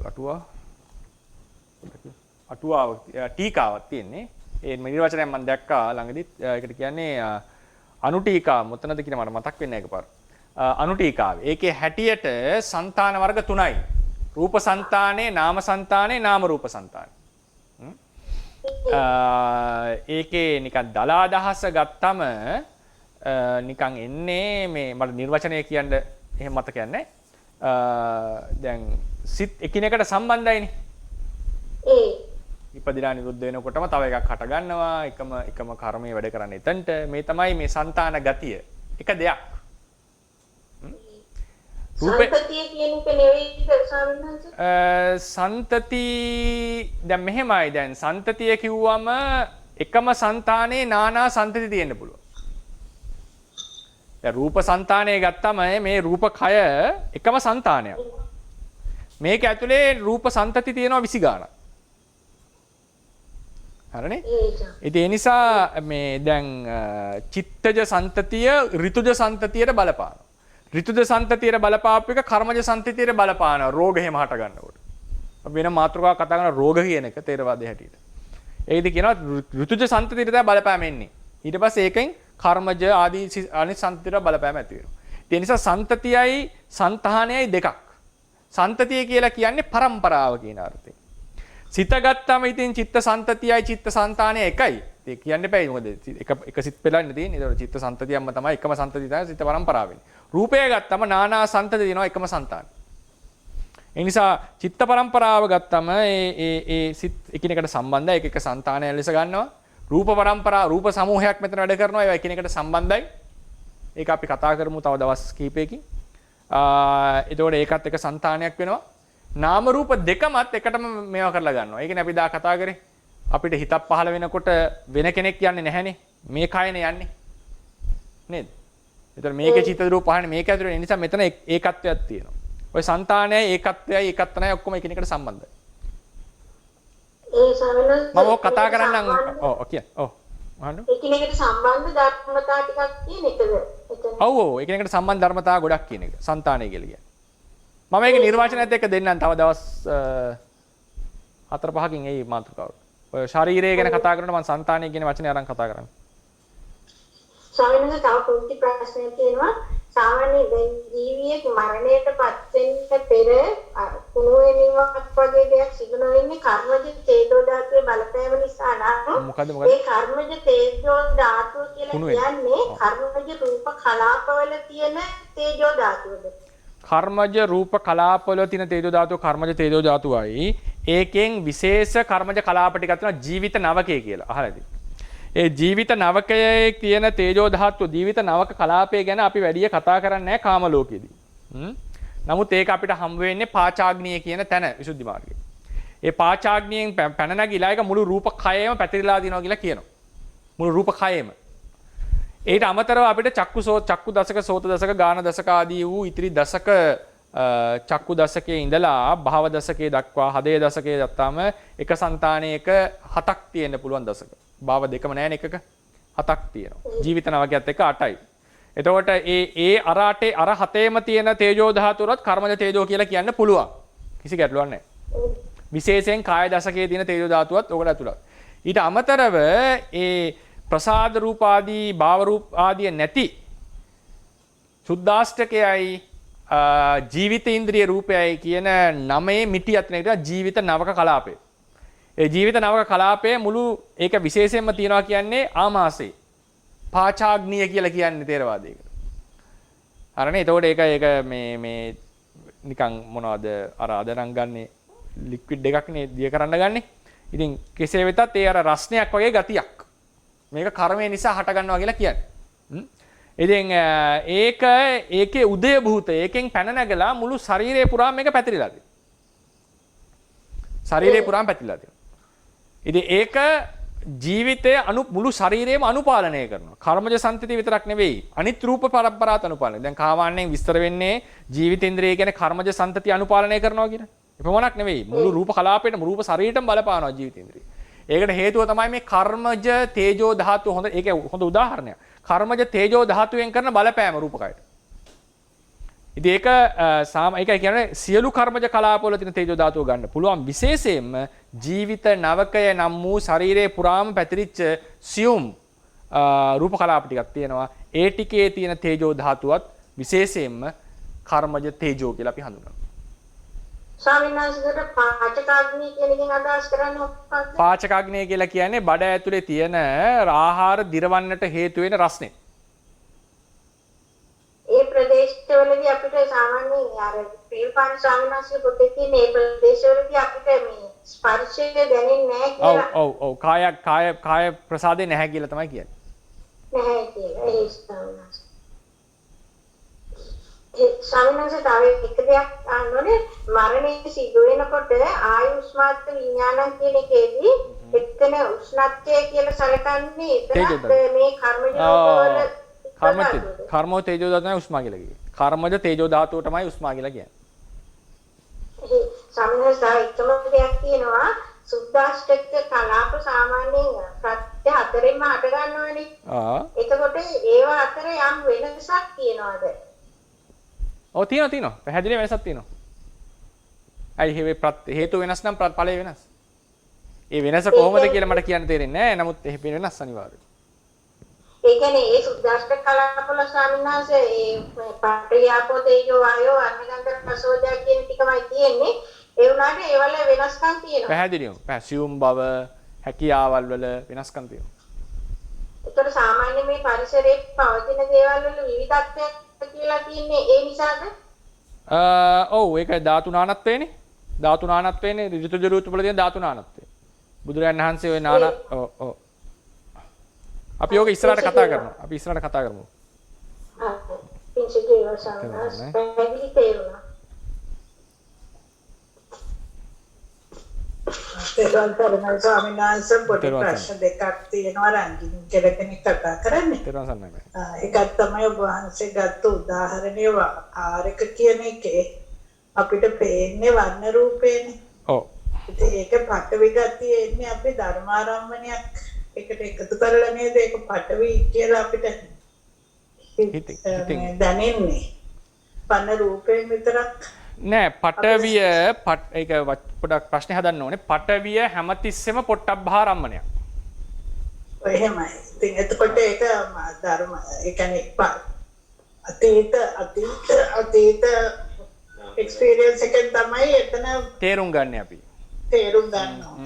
දෙවෙනි ප්‍රශ්නේ තමයි සාමාන්‍යස මේ රූපේ පෙනපිඩක් කියලා කියන එක පොඩ්ඩක් වහන්සේ රූපේ පෙනපිඩක් කියලා කියන්නේ මේ වැඩි දිය බුබුලකට උපමා කරේ නැත්තේ දිය බුබුල හටගත්ත ගමන් නිරුද්ධ වෙනවනේ වේදනාව. මං හිතන්නේ මයික් එකක් ඔන් කරලා මෑනියෝ පොඩ්ඩක් ඕෆ් කරගන්න මයික් එක. රූප වේදනාව දිය බුබුලකට උපමා කරේ හටගත්ත ගමන් නිරුද්ධ වෙනවා. හැබැයි රූප සංතති රූපේ එහෙම නෙවෙයි. රූපේ මොහොතක් පාසා නිරුද්ධ වෙන බව ඇත්ත. නමුත් අර රූපේ තියෙන චිර පවතින බව කියන එක ප්‍රකටයි අපිට. ඒ නිසා රූපේ දිරීම අර ක්‍රමානුකූලව ගිහිලා වයසට ගිහිලා විනාශ වෙන එකනේ දකින්නේ. ඒ නිසා තමයි ඒක පෙන පිටකට උපමා කරේ. ඒක ඉක්මන ඊට පස්සේ කැඩෙනවා. පෙන පිට කියන එක මොකකට ටක් ගාලා වෙනස් වෙනවා. ගහන්න වදින්න පුළුවන් ඒකට. ඒ වගේ මේ රූපකය දිරනවා, කැඩෙනවා, බිඳෙනවා. ඒ වගේ අර්ථ වලින් තමයි පෙන පිටක් කියලා උපමා කරේ. එතකොට හරි වගේම ඊට පස්සේ බිත්තරයක් වගේ හරිම සියුම් මේක. හරිම ෆ්‍රැජයිල් කියලා අපි කියන්නේ. කැඩෙන බිඳෙන දෙයක්. ඒ නිසාත් පෙන පිටක් කියලා කිව්වා. දියබුබුලක තරම් වේගෙන් වෙන්නේ නැති එක දේශනා කරන්න හේතුව මේක ටිකක් කල් පවතිනවා. ඉතින් බුදුරජාණන් එක සූත්‍රයක දේශනා කරන මහණෙනි මේ නිට්ටයයි කියලා හිත නිට්ටයයි උනස් හිත නිට්ටයයි කියන එකට ලොකු පහරක් ගහනවා පාර. හිත නිට්ටය වෙන කවුරු හරි කිව්වනම් මේ රූපය හරි නිට්ටයයි කියලා මට කියන්න පුළුවන් නිට්ටයයි කියලා. මොකද මේ රෑ දාවල් දෙකටම එකට තියනවා කියලා පේනවනේ. හිත කියන්නේ එහෙම නෙවෙයිනේ. එකක් රෑට හිතනවා, තව එකක් උදේට හිතනවා, තව එකක් දවල්ට හිතනවා මේක ඉච්චර වෙනස් වෙනවානේ. ඉතින් රූපය හිත නිට්ටයයි කියලා කිව්වොත් ඒක ගොඩක්ම දුර්වලයි තරකේ කියලා උන්වහන්සේ දේශනාවක් කරනවා. රූපය නිට්ටයයි කියවනම් මොකක් හරි it makes sense කියලා කියනවා එක තැනක. ඉතින් ඒ වගේ මේ අර රූපය ගත්තම අර කියපු විදිහට තමයි දේශනාවල තියෙනට කිමින් බිදලා විනාශ වෙනවා. මොමන්ටරි ගත්තම චිත්තක්ෂණ 17ක් යනවා කියලා තේරවාද අභිධර්මයේ කියනවා. ඊළඟට ඕකෙම තව එකක් තමයි දිගුවක්. ඒකත් පොඩ්ඩක් ටච් කරලා යන් විපස්සනා භාවනාවට ආවම විදර්ශනා භාවනාවට ආවම සන්තති වර්ග තුනක් තියෙනවා. පච්චුප්පන්න තුනක් තියෙනවා. කන පච්චුප්පන්නේ, සන්තති පච්චුප්පන්නේ, අද්ධා පච්චුප්පන්නේ. ෂණ පච්චුප්පන්නේ කියලා කියන්නේ හටගෙන නිරුද්ධ වෙන ඒ ධර්මයේ ෂණික පැවැත්ම. ඒ පවතින අවස්ථාවේ ෂණ පච්චුප්පන්නේ ධර්මයක්. පවතින අවස්ථාවේ. සන්තති පච්චුප්පන්නේ කියලා කියන්නේ ගොඩක් වෙලාවට ඔය ඍතු රූප වලට එහෙම එක සීත කාමරයකට ගියාම මේක ඉන්න තාක්කල් සීත රූප පහළ වෙනවා. උෂ්ණ කාමරයකට ගියාම ඉන්න තාක්කල් උෂ්ණ රූප පහළ වෙනවා. ඊට පස්සේ චිත්ත වීතියක් එහෙම හට ගන්න ඒවා කතා කරන රූප පාඩමේ අපි. චිත්ත වීතියක් හට ගන්නකොට ඒ චිත්ත වීතියෙන් හට ගන්න රූප ටික. ඒවා තමයි සන්තති පච්චුප්පන්නේ කියලා කියන්නේ. අද්ධා පච්චුප්පන්නේ කියලා කියන්නේ චුතියයි මරණය අතර පහළ වෙන සියලු ධර්මයෝ. එතකොට කර්මජ රූපවල තියෙන අද්ධා පච්චුප්පන්නයක් විතරයි. අද්ධා පච්චුප්පන්නයක් විතරයි. දැන් උදාහරණයකට කර්මජ රූපවල තේරවාද ණය ක්‍රමයේ හැටියට පටිසම්භිදා මාර්ගයේ සයි අටුවා විස්තර කරන්නේ ණය ක්‍රමයේ හැටියට තේරවාදීන්ගේ පෞරාණික විදර්ශනා ණය ක්‍රමයේ හැටියට කර්මජ රූපවල උදේවය බලන්න ඕනේ ඉපැත්මයි මරණයයි අතර. සනික බලන්න අවශ්‍ය නැහැ. ඉපදිලා බිඳනවා කියන එක. එතකොට ඔබතුමාගේ ප්‍රශ්නේ මම මේ ආරම්භයක් ගත්තේ වෙන පොඩි මාතෘකාවකට. ඒ කියන්නේ මේ රූපයෝ දැන් පෙනපිඩ කියන එක ගත්තාම ඒක දියබූරට වඩා වැඩි කල් තියෙනවා. එතකොට ඒක හැබැයි පෙනපිඩ කියලා කියන්න හේතුව අර කියපු විදිහට නිකන් මේ හරිම ඉක්මනින්ම තැලෙන පොඩි වෙන දෙයක් ඒ රූපය කියන එක. ඉතින් නමුත් දියබූරට වඩා වැඩි කල් තියෙනවා. ඒක නිසා රූපය කියන එක පරම්පරාව වශයෙන් එකක් ලෙස අපි අර ගන්නවා එතනදී. හැබැයි මේ රූපයේ තියෙන අවසානයක් ආරම්භයක් අවයි. ඒ නිසා අවසානයක්. ඒ නිසා රූපය නිට්ටය නැහැ. රූපය අනිත්‍යයි. කවුරු හරි මේ රූපය හටගෙන නිරුද්ධ වෙනවා. නොතිබී හටගෙන ඉතින් නැතෝ නිරුද්ධ වෙනවා මරණයෙන් කියලා තේරුම් ගත්තත් ඒකත් උදේවය ඥාණයට වැටේ. විදර්ශනාවට ප්‍රමාණවත් දෙයක්. විදර්ශනාවට ප්‍රමාණවත්. අද්ධා පච්චුප්පන්නේ යටතේ කරන විදර්ශනා තියෙනවා. ඒ තමයි කර්මජ රූපවල කරන විදර්ශනාව. චක්කු ධාතුව චක්කුං අනිච්ඡං අනිච්ඡං කියලා කියනකොට සිහි කරන්නට ඕනේ ඉපැත් මේ චක්කුව පහළ වුණා. මේ තියෙන චක්ෂුව තව අවසානයේ මිය යනකොට විනාශ වෙනවා. ඒ චක්ෂුව ඊළඟ භවයට යන්නේ නැහැ. මේ චක්ෂුව කලින් භවෙන් ආවේ නැහැ. මේක తాවකාලිකයි. ස්ථිර නැහැ. ධර්මයක් කියලා මෙනෙහි වෙනකොට අන්න නිබ්බිදාව විරාගය උපදිනවා. ඒ නිසා මේ ඔහොම එකක් තමයි උත්තර දෙන්නේ. සාදු ස්වාමීන් වහන්සේ තේරුණා කොහොමද? ස්වාමීන් වහන්සේ මම මේ ශාන්ති කියලා කතා කරන්නේ. මට ප්‍රශ්නයක් තියෙන්නේ ඇයි මේ ශබ්දය ශුද්ධාෂ්ටක වලට දාලා නැත්තේ කියන එක. ඒක ගති ලක්ෂණයක් නෙවෙයිද ස්වාමීන් වහන්සේ? සද්දය එනවා රූපකලාපයක. ඒක සද්ද නවකය කියලා රූපකලාපයක් එනවා අපි ඉස්සරහට. මේ අපි කතා කරේ මේ බේසික්ම රූපකලාපය අරන් කතා කරේ. නැත්තම් පඨවි ආපෝ තේජෝ වායෝ වර්ණ ගන්ධ රස ඕජා ශබ්දය. එහෙම එකක් තියෙනවා. පඨවි ආපෝ තේජෝ වායෝ වර්ණ ගන්ධ රස ඕජා ඒ උදාහරණයකට මේ හෑන්ඩ් අවුට් එකේම හෑන්ඩ් අවුට් එක තියෙනවද දන්නේ නැහැ ඔබතුමී ගාව. හෑන්ඩ් අවුට් එකේම අපි කියනවා නම්බර 14 පිටුව 7 මම වෙනස් කරගන්න කිව්වනේ නම්බර 14 ඒ කියන්නේ පිටුව 7 ඒ රූප කලාපවල ඇති රූපීමේ ගති ස්වභාවවල ගණන් වල වෙනස්කම් ඇත. ගණන් වල වෙනස්කම් ඇත. රූප කලාපයක ඇති අඩුම රූප සංඛ්‍යාව ගණන 8කි. රූප ස්වභාව 9ක් සහ 10ක් ඇති රූප කලාපද ඇත. හරිනේ? 9ක් සහ 10ක්. එතකොට ඒ තමයි උපරිම කලාප ගණන. හැබැයි අපි සමහරවිට අනිෂ්පන්න රූපත් එකතු කරගන්නවා. සාමාන්‍ය රූප කලාපයක ගණන් කරන්නේ නිෂ්පන්න රූප විතරයි. හැබැයි අනිෂ්පන්න රූප දෙකතු කරගත් කල්හි ඔය කාය විඤ්ඤාත සමහර කලාපවල රූප ස්වභාවයන්ගේ ගණන 11 12 සහ 13 වශයෙන් දක්වා තියෙනවා. හරිනේ? ඒතකොට ඒ නිසා ශබ්දයේ තියෙන රූප කලාපයක් ඉදිරියේ එනවා. අපි ඒක එදාට කතා කරමු. හරි ස්වාමීන් වහන්සේ. අවසරයි ස්වාමීන් වහන්සේ. තෙරුවන් සරණයි. තෙරුවන් සරණයි. ඔව්. ඔබ වහන්සේගේ මේ දේශනාවේ ප්‍රශ්නෝත්තර ප්‍රශ්න වලට උත්තර දෙන තැන්වලදී ස්කන්ධයන්ගේ අනිත්‍ය දුක්ඛ අනාත්ම අනුමාන ඥානෙ පිටියක වහන්සේ දැක්වේ ඒක තමයි තේරවාදයේ ක්‍රමය. මම අදහසක් ලෙස නෙමෙයි දැක්කුවේ. ඒක තේරවාද පෙළ අටුවා අටුවා ටීකාවල පැහැදිලිවම, ඒ කියන්නේ අටුවාවල ස්ථිරවම කියන අදහසක් තමයි විස්තර කරන්නේ පච්චක්ක ඥානය යන ස්වභාව ලක්ෂණ දැනීමක්, අනුමාන ඥානය යනු ත්‍රිලක්ෂණය අවබෝධ කිරීමක් කියලා තමයි කියලා දෙන්නේ. ඒකට දැන් ඒක ක්‍රම කීපයකට එන්න පුළුවන්. මේ ඒක තියෙනවා මේ අපිට අවබෝධය එන අවබෝධය කියලා කියන්නේ මොකක්ද කියන්නේ ඒකට? අපි යම් දේවල් තේරුම් ගන්න ක්‍රම තුනක් තියෙනවා ශාසනයේ.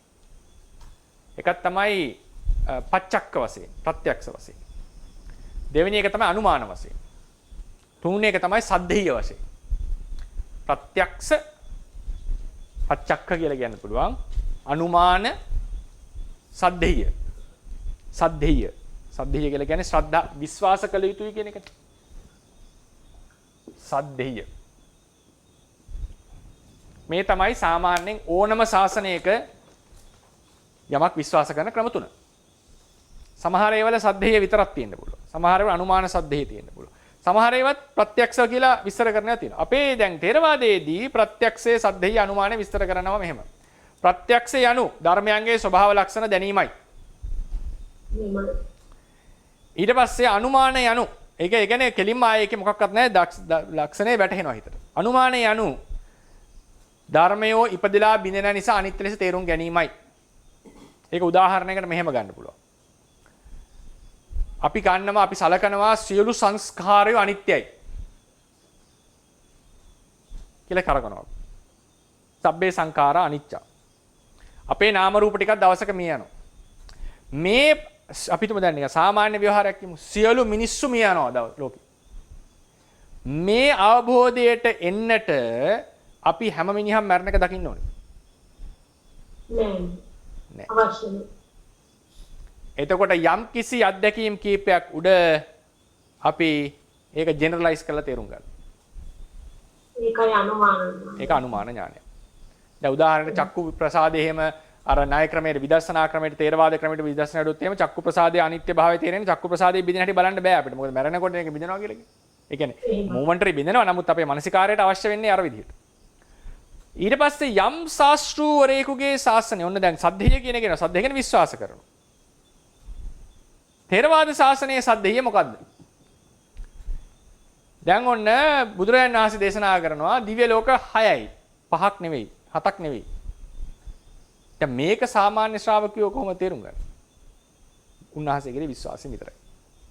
මේවා ඒක නේ අභිඥාබ්බ දාන්න ඕන කවුරු හරි. සාමාන්‍ය ශ්‍රාවකයෝ සද්ධේය විශ්වාස කරනවා.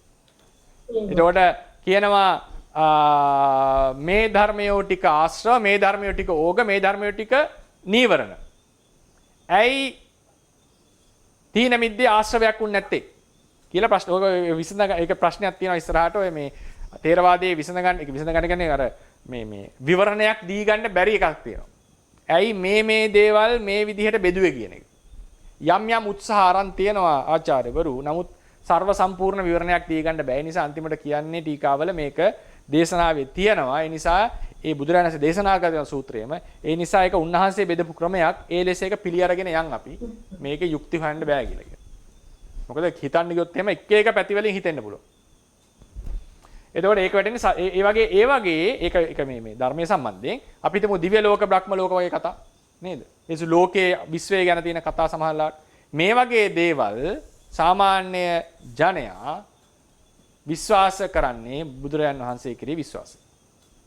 එතකොට ඒකේ උදාහරණ ඒක කොහොමද ඒක වෙනස් ශාසනවලින් වෙන් කරන්නේ? යම් කිසි ශාස්ත්‍රූවරයෙකුගේ ධර්මය ප්‍රත්‍යක්ෂ ඥානයටත් ගෝචර වේද? අනුමාන ඥානයටත් ගෝචර වේද? ඒ කියපු දේවල් යම් කොටසක් මූලික කොටස හරය එබඳු ශාස්ත්‍රූවරයෙකු දේශනා කරපු ඉතිරි ටිකත් විශ්වාස කරන්නට සුදුසුයි අපිට ගෝචර නොවුනට. හරිනේ? ඒ නිසා තමයි ඒ සද්ධේය කියන කොටස එන්නේ. මොකද අනිවාර්යෙන් අපිට විශේෂ නැති කොටසක් ශාසනයේ තියෙනවා. එතකොට ඒ ශ්‍රද්ධාවට අපි එන්නේ සාමාන්‍ය ඥානවන්තේ පච්චක්කස අනුමාන ඥාන ඉඳලා. ඊට පස්සේ අවසාන කරන්න තියෙන්නේ කෙලස් කැපීමට උපකාර වන්නේ කවරක්ද? ප්‍රත්‍යක්ෂ ඥානයයි අනුමාන ඥානයයි දෙකම. හරිද? දෙකම කෙලස් කැපීමට උපකාර වෙනවා. සද්ධා විමුක්ත කියන කෙනා නිවන් දකින්න යනකොට ඔහුට ඒ සද්ධීය භව ශ්‍රද්ධාව කියන එකේ ලොකු දායකත්වයක් තියෙනවා. හැබැයි යා ප්‍රත්‍යක්ෂව දකිනවා නාම රූපය. ඒ ශ්‍රද්ධාව මත පදනම් වෙලා. සද්ධා විමුක්ත පුද්ගලයා සමහර වෙලාවට දැන් උදාහරණයක් චක්කු ප්‍රසාදය විපස්සනාවට ලක් කරනකොට මම විදර්ශනා කතාවේදී කතා කරන්න ඕන දේවල්.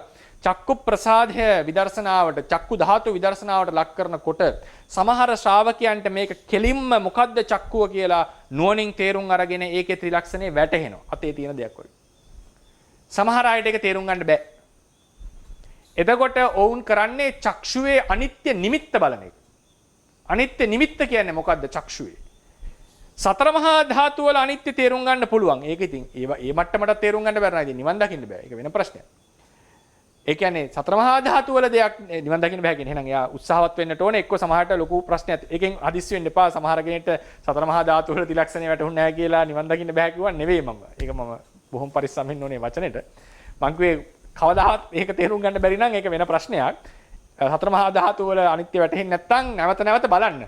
හරිනේ? නැවත බලන්න. නැත්නම් මේ ප්‍රකාශනය වෙනම මානසික ප්‍රශ්නයක් ඇති වෙන තව කෙනෙක්ට.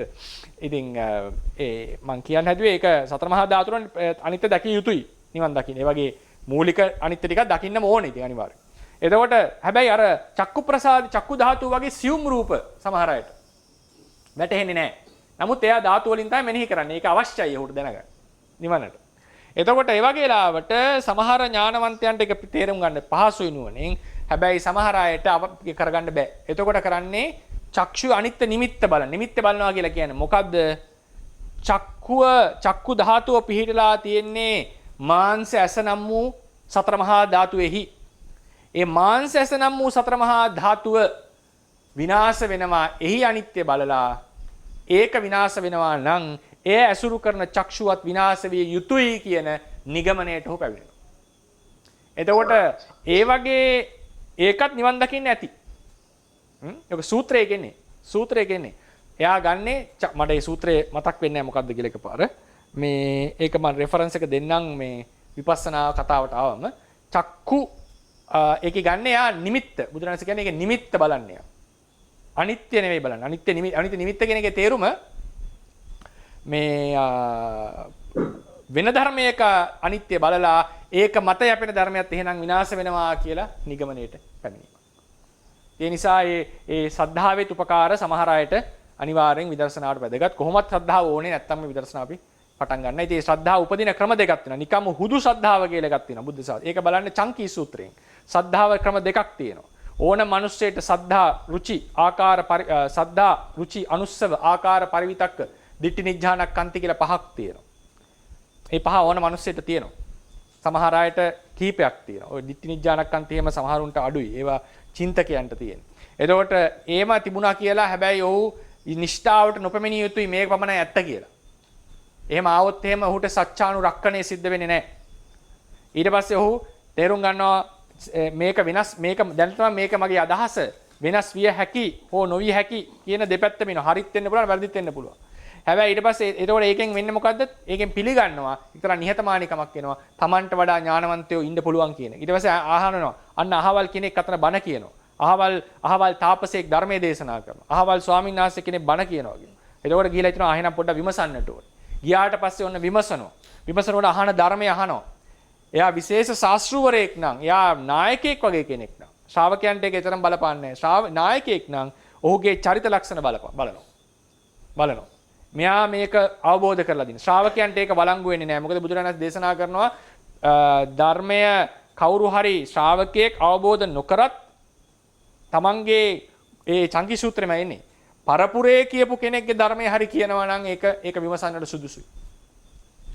පරපුරේ නැත්නම් මූලික ශාස්ත්‍රවරය හරි ධර්මය අවබෝධ කරලා නම් දේශනා කරන්නේ මොහු අවබෝධ නොකරත් ඒ ධර්මයට යම් වැලිඩිටියක් තියෙනවා. ඒ නිසා බැරි වෙලා හරි යා මූලික කෙනා නම් එයාගේ චරිත ලක්ෂණ බලන්න වෙනවා. ශ්‍රාවකෙක් නම් යම් මමට පටපට්ටමවලදී චරිත ලක්ෂණ බැලෙනවා. නමුත් ධර්මය තමයි විශේෂයෙන්ම යන්නේ. ඊට පස්සේ ධර්මය මේක තුලින් රාග දෝෂ මෝහ ආදී වැඩෙනවද කියලා තමන්ගේ නුවණින් විමසා බලනවා ඒ ධර්මය. ඒ බලාගෙන යනකොට මේක නිබ්බිධාවට විරාගයට හේතු වෙන එකක් කියලා දැනනකොට අන්න ඇති වෙනවා විශ්වාසය. මේක තමයි බැසගත් විශ්වාසය. ඒ විශ්වාසය තුනම සද්ධා ජාතෝ උපසංකපති. නැවත නැවත ඒ උන්වහන්සේගෙන් බණ අහන්නට හිතෙනවා. ඒ අසුරු කරන්නට හිතෙනවා. උපසංකමන්තෝ පෛරුපාසති. ඊට පස්සේ පෛරුපාසනය කරන්නට හිතනවා. ඒක ධර්මය තේරුම් ගැනීම තුළ ඇතිවෙච්ච ශ්‍රද්ධාවක්. ඒ නිසා අපේ ශාසනයේ ශ්‍රද්ධා දෙකක් තියෙනවා. මේ වගේ තේරුම් නොගෙන ඇති වෙන ශ්‍රද්ධාවකුත් තියෙනවා. ඒ ශ්‍රද්ධාව කොතෙක් ප්‍රයෝජන නැද්ද කියන එක ඒකේ ප්‍රයෝජනයක් තියෙනවා. ඒක විස්තර කරන්නේ ශ්‍රද්ධාව කියන මාතෘකාවට එන්න ඕනේ. ඒක වෙනම මාතෘකාවක්. ඒක අපි පස්සේ ගමු. ඒකේ උනත් වැලිඩිටියක් තියෙන්නේ මොන පදනමෙන්ද බුද්ධ ශාසනය. ඒ කියන්නේ ඒතර අහන්න පුළුවන් එහෙනම් ස්වාමීන් අවබෝධය නැති දායක දායිකාවෝ විශ්වාස කරන අයට මේ ශාසනයේ පිළිසරණක් නැද්ද? නෑ. ඒක පිළිසරණක් තියෙනවා. ඒකට එන්නේ ඒක වෙනම ක්‍රමයකින් අපි ශ්‍රද්ධාව විස්තර කරන්නට ඕනේ. ශ්‍රද්ධාව විස්තර කරනකොට. ඉතින් ඔය විදිහට ශ්‍රද්ධාවට ආපු නිසා ඒ ශ්‍රද්ධාවෙත් අවස්ථා දෙකක් තියෙනවා. පදනම් සහිතව සහ පදනම් රහිතව. ස්වාමීන් වහන්සේ ත්‍රිදරත්නේම සාමාන්‍ය වහන්සේ. තෙරුවන් සරණයි මහත්තයා. අර ඉස්සර මහත්මයා කාපු කතාව තුනන්නේ මේ ශබ්දය සුද්දාස්තික නැත්තේයි කියන. ඔව්. සමහර ඇත්තටම ශබ්ද කියන ගති ලක්ෂණ හැම ද්‍රව්‍යයකම නැහැ සමහර නතරද ඒක නේද ඒකට හේතුව සමහර. ඒකට විතර කියන්නේ ශබ්දයේ තියෙනවා වෙනම තියෙනවා. නමුත් සුද්දාස්තිකයේ ශබ්දය ඒ විදියක් නැහැ හැම එකම නේ සමහර. ඒකට උත්තරේ හරි මහත්තයාගේ උත්තරේ හරි. ඒ උත්තරේ මම ඔය උත්තරේ ඔය විදිහටම දෙනවා ප්‍රශ්නේ මෙහෙම ඇහුවනම්. ප්‍රශ්නේ ඇහුවනම් ස්වාමීන් වහන්සේ අවිනිභෝග රූපවල සද්දේ නැත්තේයි කියලා ඇහුවනම් මම උත්තරේ තමයි දෙන්නේ. නමුත් ප්‍රශ්නේ ඇහුවේ සුද්දාෂ්ටකයක සද්දේ නැත්තේ කියලා. සුද්දාෂ්ටකයක කියලා කිව්වම මිටි ධර්ම 8ක මිටියක්. ඔබතුමා මහත්තයා කියන එක උත්තරේ හරි. ඒ කියන්නේ සද්දේ නැතුවක් තියෙනවා ඇතුවක් තියෙනවා කියන එකනේ උත්තරේ. එතකොට ඒකට එන්න ඕනේ ඒකට කියන්නේ ඒක අවිනිභෝග රූප කියලා කියන්නේ කවදාවත් ඒ අටෙන් තොරව දෙයක් නැහැ. එතකොට කතාව හරි. ඒතර සුද්දාස්තකයට අවිනිභෝගය කියලා කෙනෙක්ට ආවිලා උත්තරේ ගන්න පුළුවන්. එතකොට ඒක ඒ උත්තරේ හරි. එහෙම આવුත් මම උත්තරේ දුන්නේ අවිනිභෝග කියන ප්‍රශ්නේ නම් ඇහුවේ. ඕක තමයි ඒක උත්තරේ දෙන්න හැදුවේ. නමුත් ඇහුවේ සුද්දාස්තකයේ නිසා කියලා. නිසා හින්දා තමයි අනිත් පැත්තට උත්තරේ දුන්නේ. බොහොම තෙරුවන් සරණයි.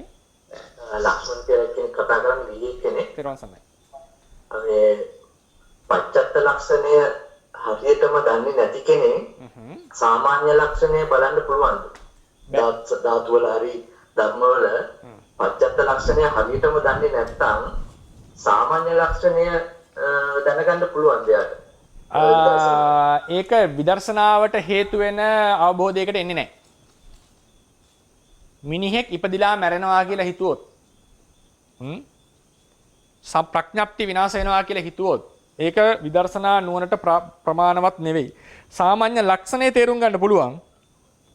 විදර්ශනාවට කෙලස් කැපීමට හේතු වෙන සාමාන්‍ය ලක්ෂණේ යනු පච්චත්ත ලක්ෂණේ මත පිහිටපු සාමාන්‍ය ලක්ෂණ. එහෙමයි නෙත්තිය කියන්නේ. ඒ ප්‍රත්‍යක්ෂ ලක්ෂණය අත නොහැර නුවණින් තේරුම් ගත්ත ප්‍රත්‍යක්ෂ ලක්ෂණය අත නොහැර එයට ත්‍රිලක්ෂණය ආරෝපණය කොට බලන්නට. විශේෂයෙන් කියනවා ප්‍රත්‍යක්ෂ ලක්ෂණය අත නොහැර වචනේ. අමුංචිත්වා. ඒ නිසා ප්‍රත්‍යක්ෂ ලක්ෂණේ යනුම ධර්මයයි. ප්‍රත්‍යක්ෂ ලක්ෂණේ තේරුම් ගත්තේ නැහැ කියන්නේ පරමාර්ථ ධර්මයේ තේරුම් අරන්නේ. පරමාර්ථ ධර්මයේ තේරුම් අරන්නේ නැහැ කියලා කියන්නේ විදර්ශනා කරන්නේ නැහැ. හැබැයි සම්මුති දේවල් විනාශ වෙනවා නැති වෙනවා කියලා තේරුම් ගන්න පුළුවන්. ඒ නිසා සම්මුතියක තියෙන සම්මුති කියන්නේ නැති වෙනවා කියන එකෙන් කියන්නේ ප්‍රඥප්ති විනාශ වෙනවා කියන එකේ සම්මුති ලෙස තේරුම් ගන්නවා මිනිස්සු මරනවා ආදී ලෙස. මේ සම්මුතියට සම්බන්ධව සාමාන්‍ය ලක්ෂණේ තේරුම් ගන්නට පුළුවන්. ඒක ප්‍රශ්නයක් වෙන්නේ නැහැ. නමුත් ඒ කියන්නේ ගහ මැරෙනවා, මිනිස්සෙක් මැරෙනවා, ලෝක විනාශ වෙනවා එහෙමනේ කියන්නේ. නමුත් විදර්ශනාවට අවශ්‍ය වෙන්නේ ඉස්සලාම පරමාර්ථ වලට එන්නට ඕනේ. ඒ කියන්නේ පච්චත්ත ලක්ෂණ තේරුම් ගන්න ඕනේ. ඒ පච්චත්ත ලක්ෂණේ තියෙන ධර්ම, ඒ කියන්නේ මේ ධර්ම ත්‍රිලක්ෂණයට නම් වන්න ඕනේ සාමාන්‍ය ලක්ෂණේ වශයෙන්. අනස එතකොට දැන් අපි දැන් විදර්ශනා කරනවා නම් අපිට නුවණ පිළිබඳ ප්‍රශ්නයක් තියෙනවා හරියටම මේ ධර්මය දන්නවද කියන එක. එතකොට එක එක්කෙනාට දැන් ඒ පඨවි ආදී ධාතු වල ස්වභාවය තේරෙන විදියක් වෙනස්. එතකොට නුවණක් වෙනස්. එතකොට හරියටම මේ පඨවි ලක්ෂණය මේකයි කියලා හරියටම දැනගන්න එක්කෙනෙකුත් ඉන්නවා. සාමාන්‍යයෙන් අඩු වශයෙන් ස්වභාවය අඳුර ගන්න කෙනෙකුත් ඉන්නවානේ. එතකොට මේ දෙන්නගේ ඒ සාමාන්‍ය ලක්ෂණය දැන ගැනීම පිළිබඳ මේ කියන්නේ නිවන සඳහා වෙනසක් තියනවාද? නෑ ඒකේ මූලිකම සරලව දැනගත්තම ඇති. මූලිකවම සරලව ඒක තේරුම් ගත්තා නම් ඇති.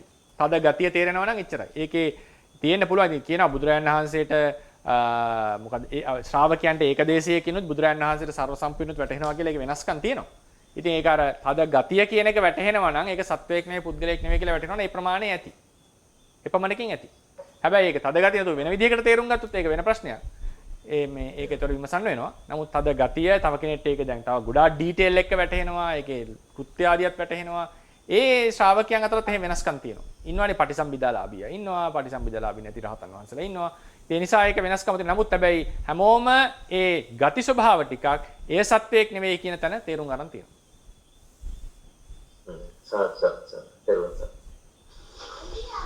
අවසරයි සානස මම ගී කෙනෙක් කතා කරන්නේ සානස දැන් මේ පටවි ලක්ෂණය කියන්නේ තද බව සමානව සාපේක්ෂව සැහැල්ලු බවක් තියෙනවා. ඒතර ඒක අපි තේරුම් ගන්න ඕන අවකාශයේ යම් වෙනසක්ද නැත්නම් රූප පුඤ්ජයන්ගේ එකට එක එකතු වීමේ යම් හේතුවක්ද සානස ඒක අපි කතා කරමු මම කතා කරනවා ගැන. ඇත්තටම හේතුව ඒ ධාතුවටත් වඩා වෙන වෙන ධාතුන්ගේ බලපෑමට ලක් වෙලා අර සමූහයක් කියලා කියවනේ මම. දැන් මේ කලාප විතරනේ කතා කරේ. කලාප සමූහයක් එකතු කරලා ශරීරය කතා කරනවා. ඒ ශරීරයට එනකොට ඔය කියන වෙනසක පහත වෙනවා. ඒ ඇයි සමහර ඒවා සැහැල්ලු වෙන්නේ? අවකාශ ධාතු, වායෝ ධාතු වැඩි නිසා. ඒ සමූහවල. ඒ නිසා අපි එදාට කතා කරමු මේ හැබැයි ඒ තද සුමට ලෙස හෝ තද ලෙස හෝ දැනෙනවානේ අර කියපු එළියට ඇතුළට යන්න දෙන්නේ නැති බවක්, වළක්වන බවක්, ටච් වෙන බවක්. ඒක තමයි තද ගතිය. ඉතින් මේ තද ගතියේ මැනිෆෙස්ටේෂන්ස් වැටෙන ආකාර තියෙන්න පුළුවන් කීපයක්.